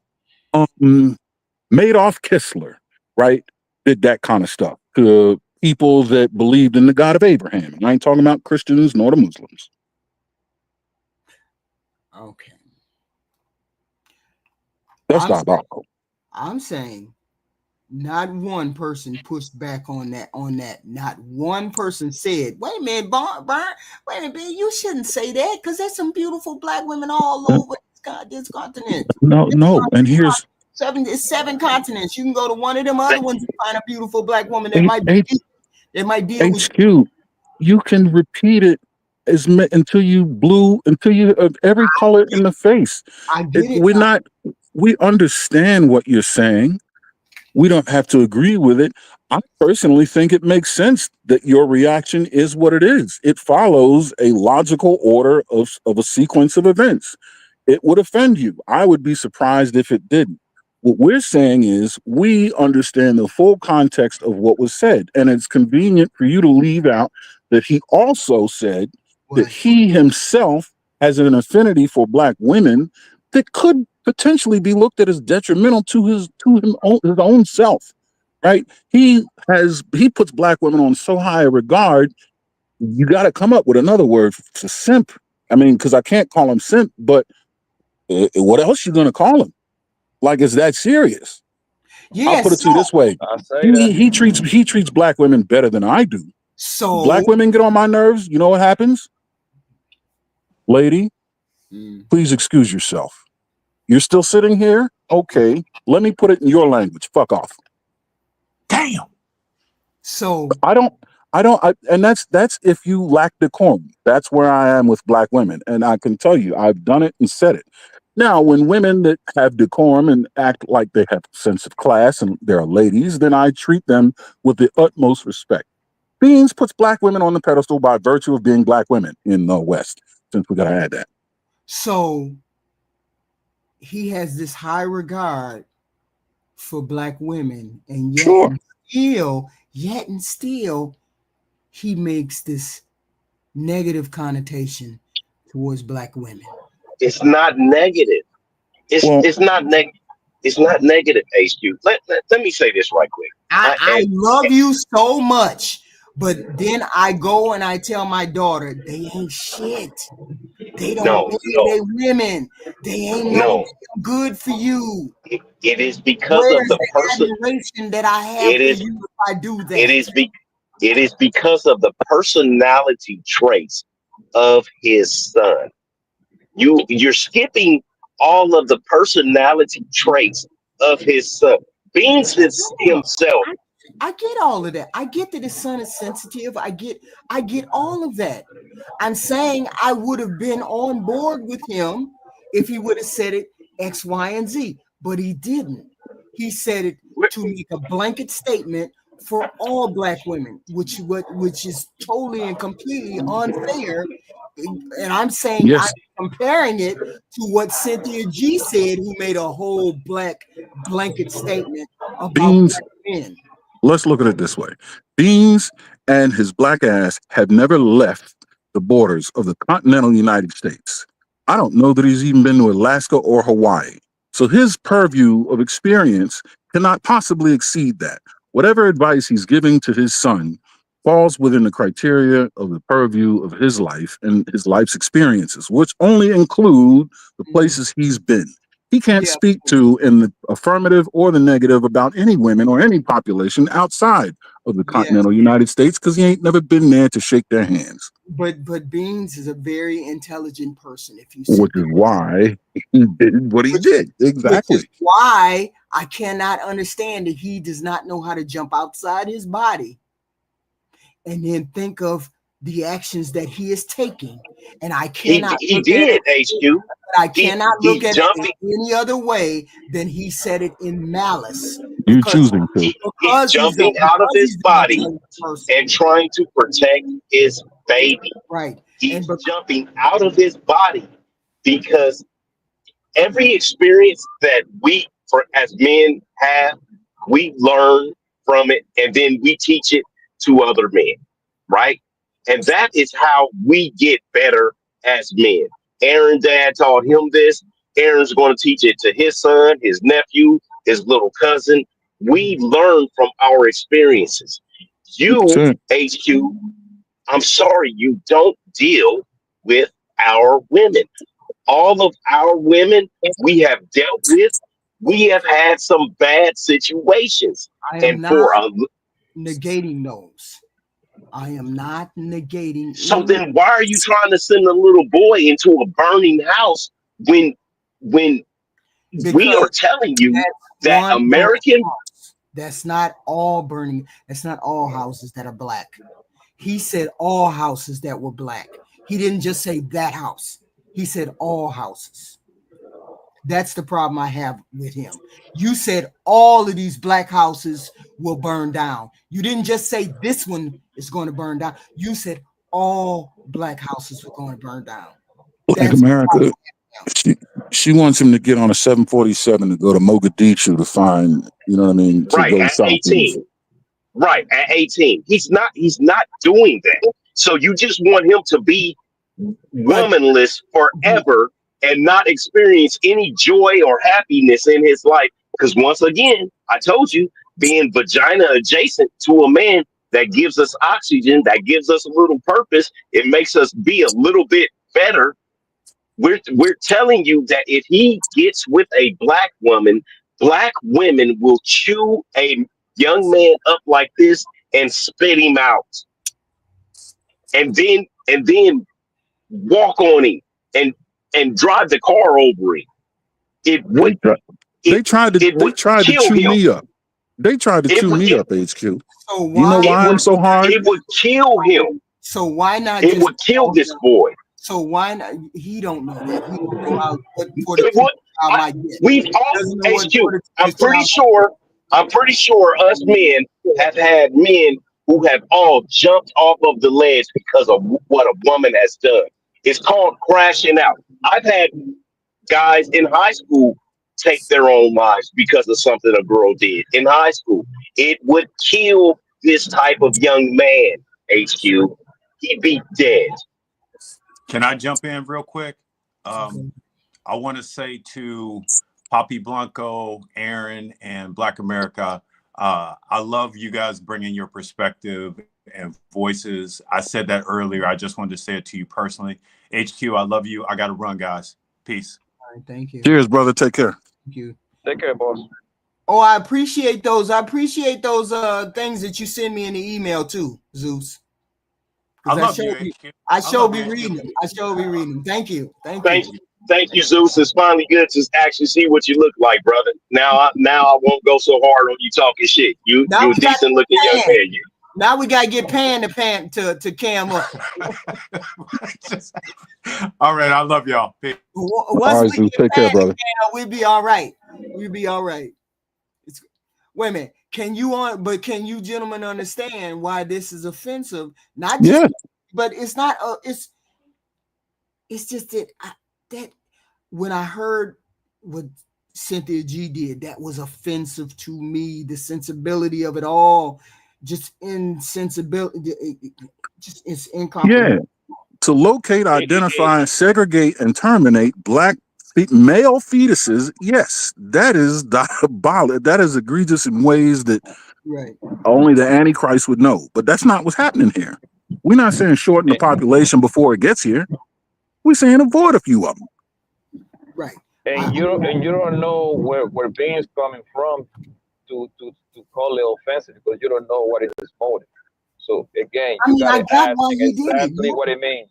You gotta ask. You gotta go straight to the source. You gotta go straight to the source and asking, hey, bro, walk me from A to C. I promise you, he's gonna walk you through it. Said it. I get why he said it. It's still offensive. Some things I can fully understand and contemplate.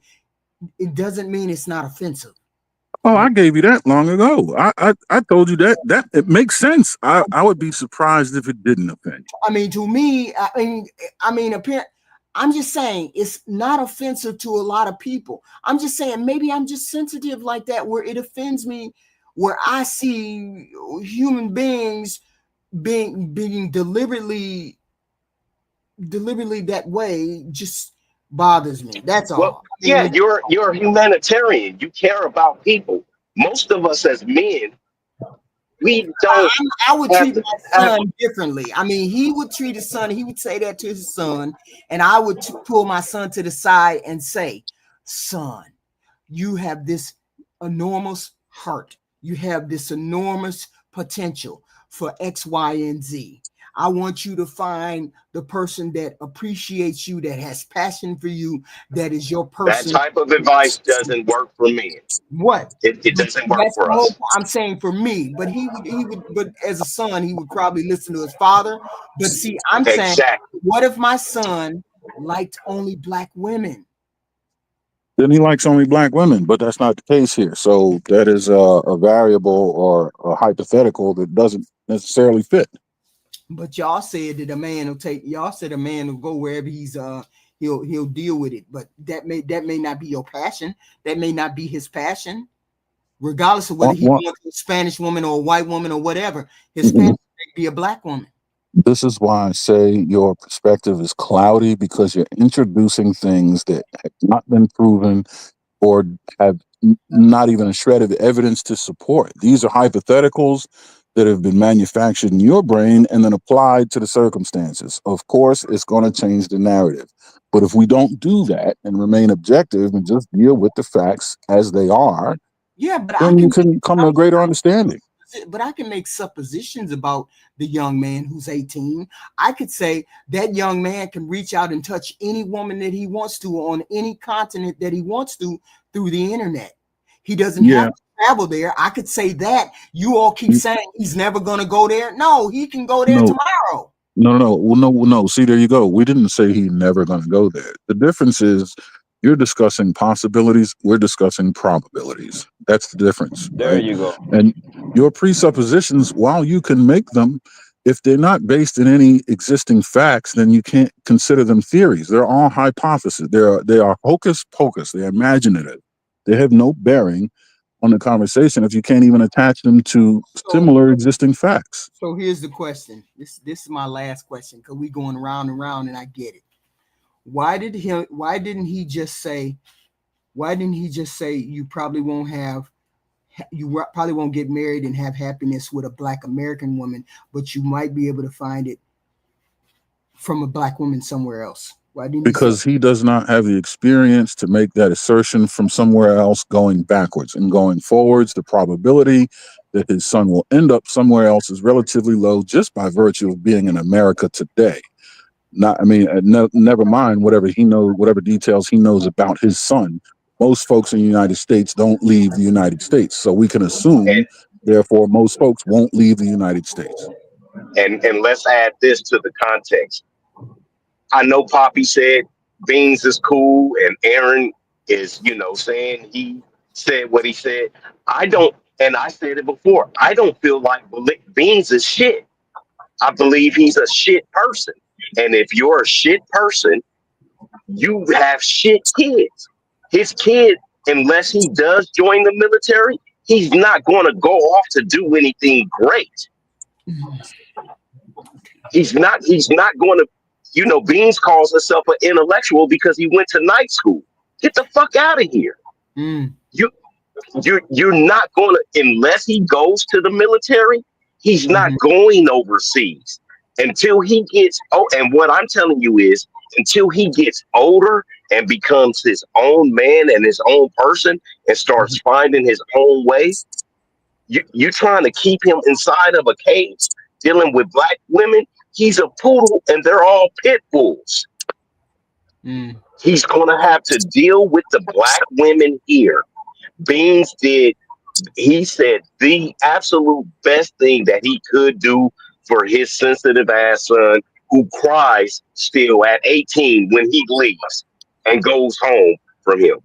Hey, don't get with one of these black women. They will fucking, he would die. They would kill him. He would take his own life. Okay. And that's just being honest. Me, Aaron seen it. Aaron was a nice guy. He told you people used to fuck with. No, 15 years old.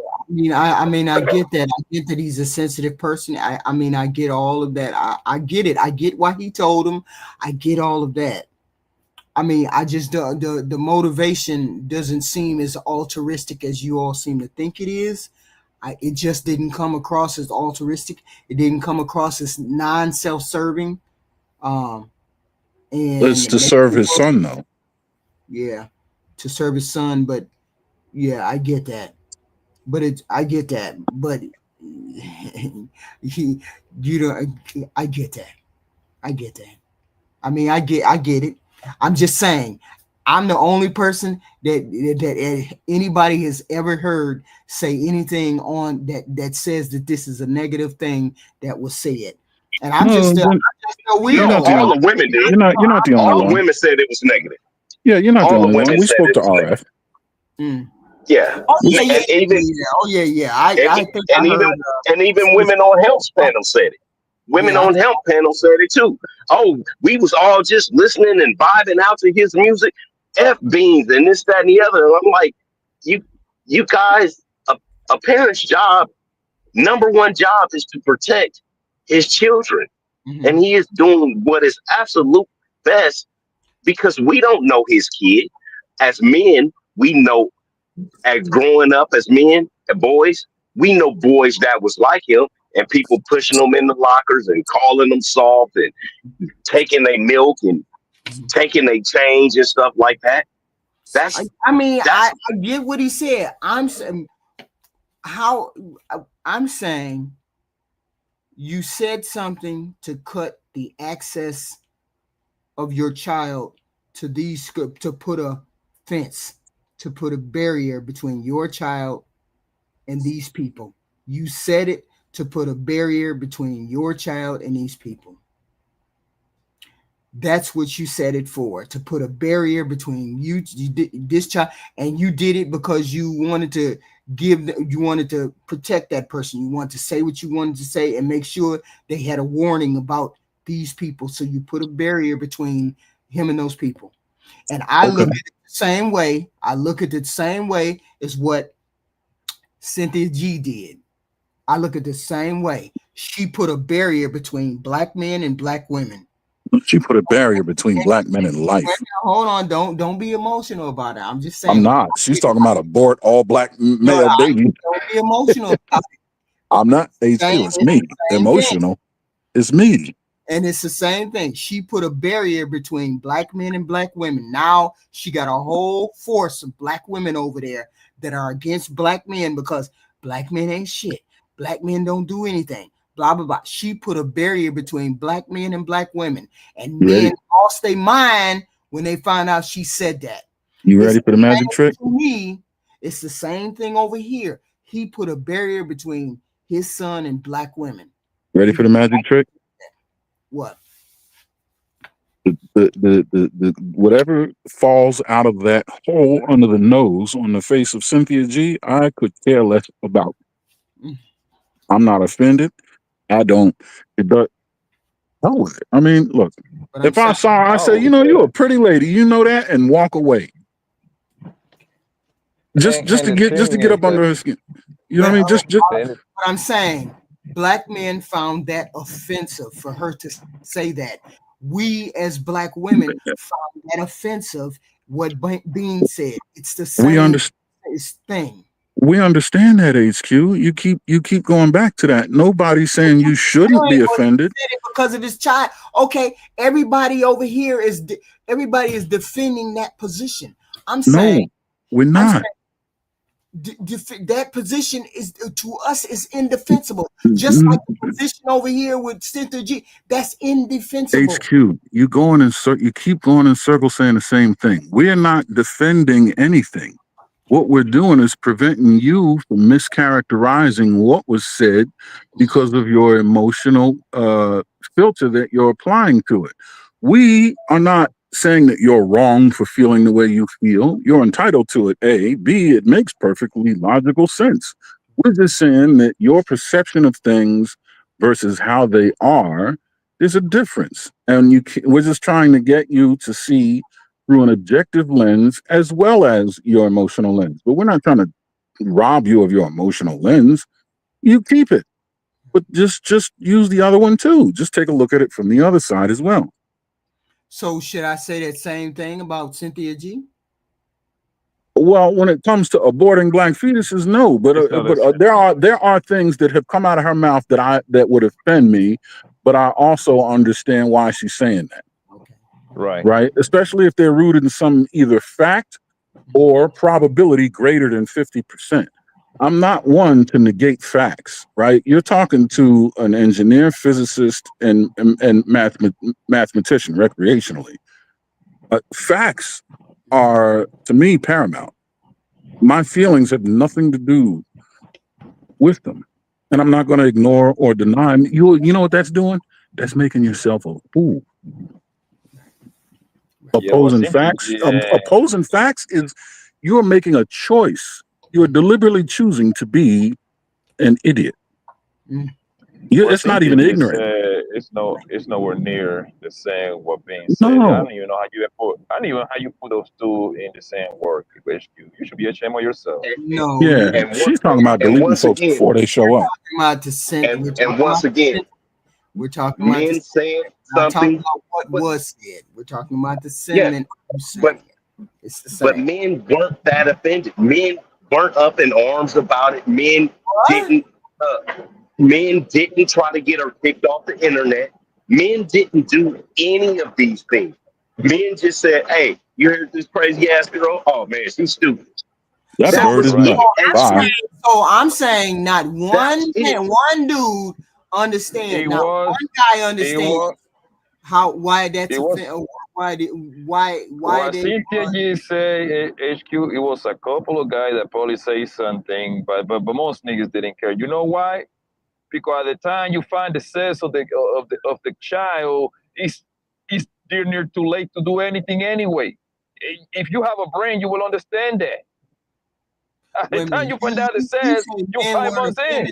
You say men weren't offended, but every time you turn around, it was a few. And another thing, it's a lot of things that go into place, right? That whole look fucked up. So the whole that is down with that shit, guess what? They look fucked up too. So in a way, they're kind of doing niggas a favor. You know, I want to have fuck kid with an ugly ass bitch, right? A bitch that thing like that is retarded. Man, Aaron, drop your nuts, man. I know you want to say that, but you too cool to even say that, man. I hope that thing like that is retarded. Simple as that, yo. That's what people wasn't paying attention to what you're saying. What being said is nowhere near the same.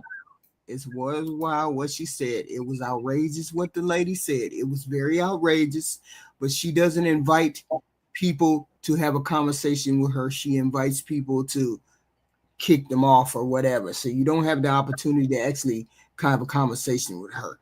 So that's what you know what men HQ. You know what men didn't do? What? You know what men didn't do that's being done here? Men, as far as I know, didn't misinterpret what she said. Men didn't go and hear her say we should terminate black male fetuses before they reach the end of gestation. They didn't take that and go, that Cynthia G said all black men on the planet need to be lined up in front of a firing squad of 105 howitzer heavy artillery, and hellfire should be unleashed upon them all until this planet has only one letter in the chromosomal structure, and that's the letter X. That was never said.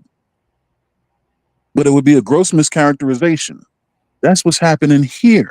Wait a minute, you think I mischaracterized what he said? No, I did 100%, not. 100%. Once you start omitting important, once you admit, I mischaracterized him saying that. Yes. You don't know where he coming from. Here's why. You don't have that. No, I didn't mischaracterize what he said. Here's evidence. Here's evidence. What? You have omitted important contextual information. What? And you have inserted non-existing or improvable hypothetical situation. That in and of itself is a contamination of the facts. No. It's a mischaracterization.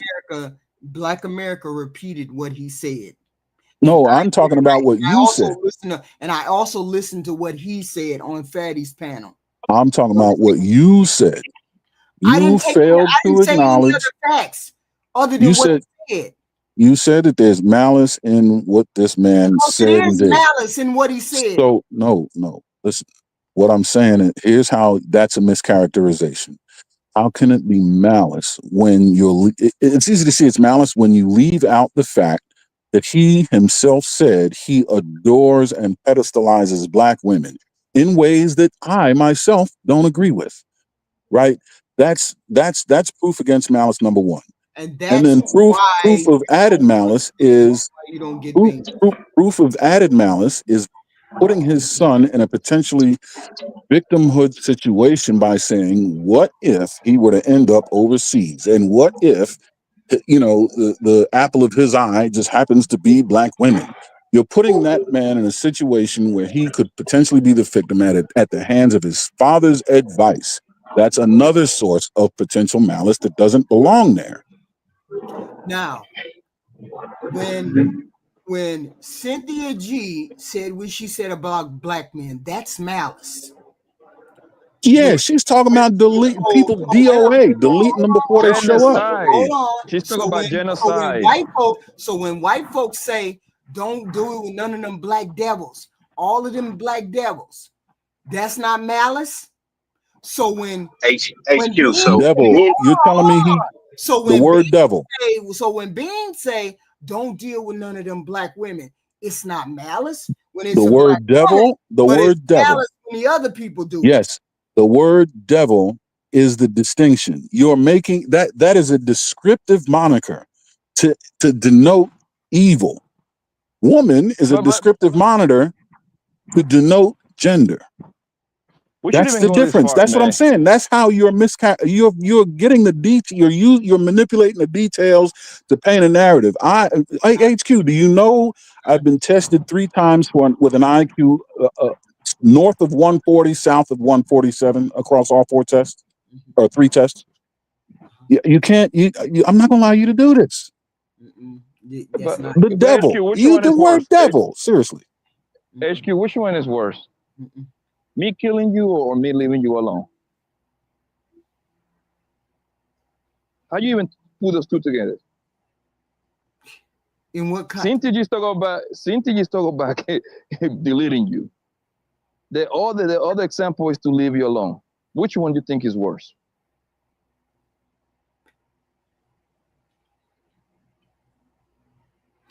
Deleting you is worse, but I'm trying to figure out. Cynthia G wants to delete black men. Beans is suggesting that his son leave black women alone. Yeah, delete all black women from your memory. Yeah, but not the planet Earth, and it's not his memory. Jesus, you just adding shit onto it. How can he delete? So delete all black. Watch this. Delete all black. All HQ. That is what he said. Delete all black women from your memory, including your mother. See what you're doing? And he got a black mother, which makes it even more egregious. But he's not looking for an amorous relationship with his mother. So he's not saying avoid your mother, and he's not saying delete your mother from your racial memory. That's not what's being said. Let me say it again. When Cynthia G said, "Don't deal with no black men, don't have none of their babies," that was malice. When a white person says, "Don't deal with none of them devils, none of them black people," that's not malice, or that is malice. But when they say, "Don't deal with no black women," that's not malice. No. And it's not that he says don't deal with them at all whatsoever. If he came home with a black woman, he's not going to disown his son. He's saying, do not prioritize your pursuit starting with the black woman. Because the black woman is X, Y, and Z. That's not malice. No. Because the black woman, there's a high probability that the ones you'll encounter will fit the propensity that they are known for having. You yourself said black women in America are notoriously difficult to deal with. That is what he's addressing, the probability. I'm just saying, not one. You know what my advice? You know what my dating advice? My dating advice to my daughter.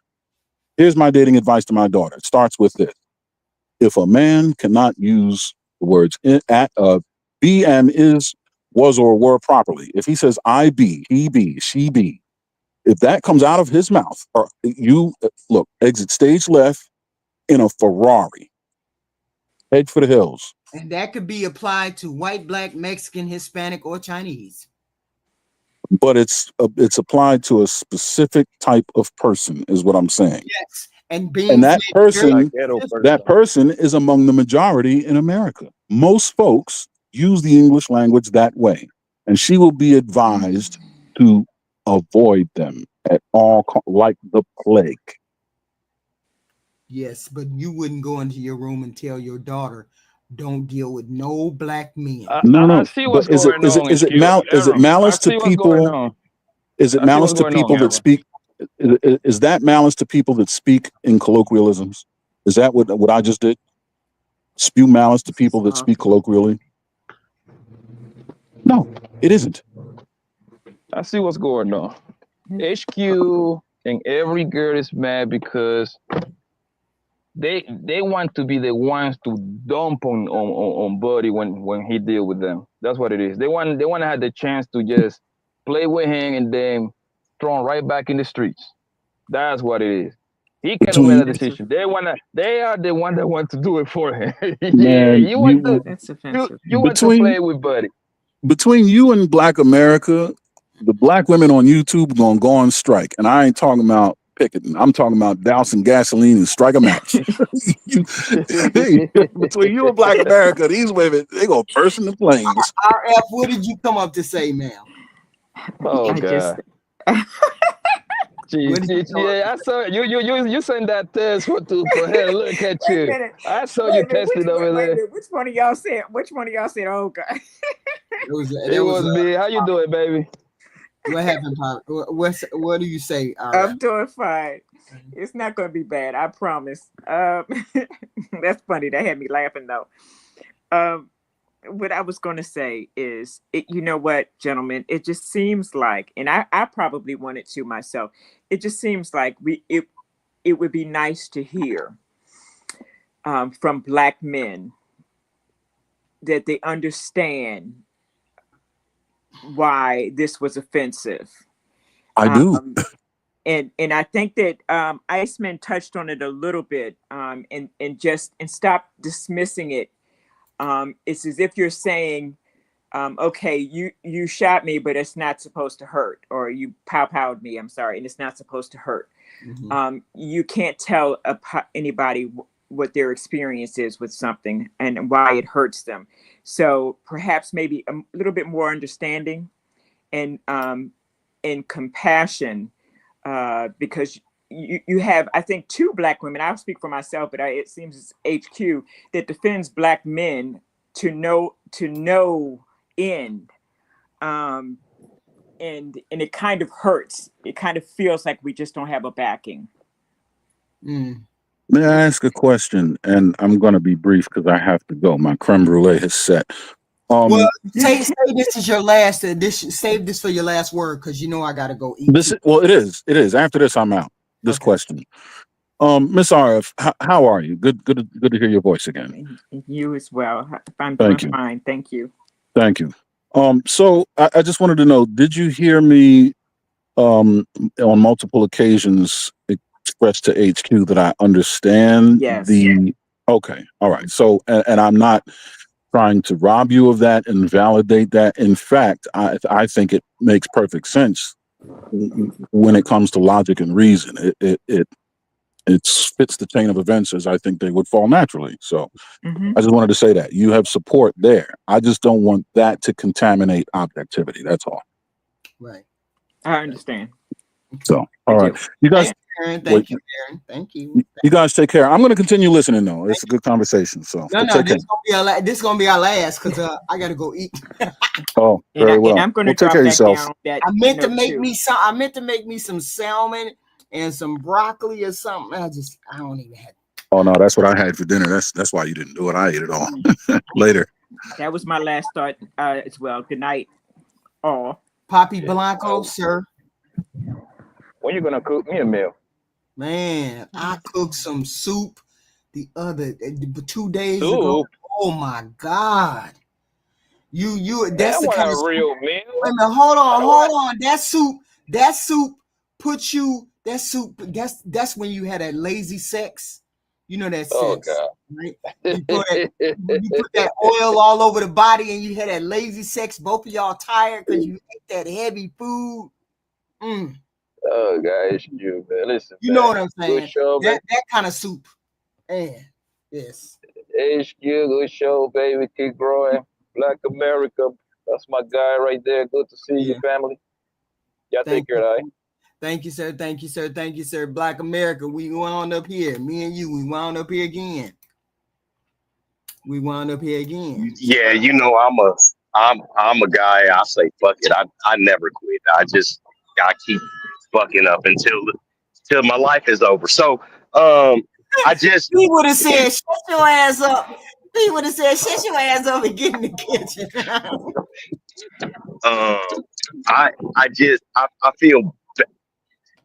I feel bad that you guys don't actually understand. You guys hear what we say, and then you come out and it's like a whole remix. You know remix the whole thing. So you know, and I dig it. What it's whatever. But you you know, understand, it wasn't just me; it was other women, right? It was other yes, women. but the problem is that men are from Mars, women are from Venus. Stuff that is a major problem. And as long as you can't get on our page, because I'm gonna tell you something, HQ, you know, something that probably only men know and women won't accept. Men are never going to change. We're not. We gonna hide some things and stuff like that so that we can get some vagina, but we're never gonna change. Men are always gonna be assholes, but you need us to be those assholes to pick up the puppy that got crushed in the middle of the street. Because none of you guys want to do that shit. But you understand You something? see what I mean? You understand something? I understand. I understand that about men. I can live with that.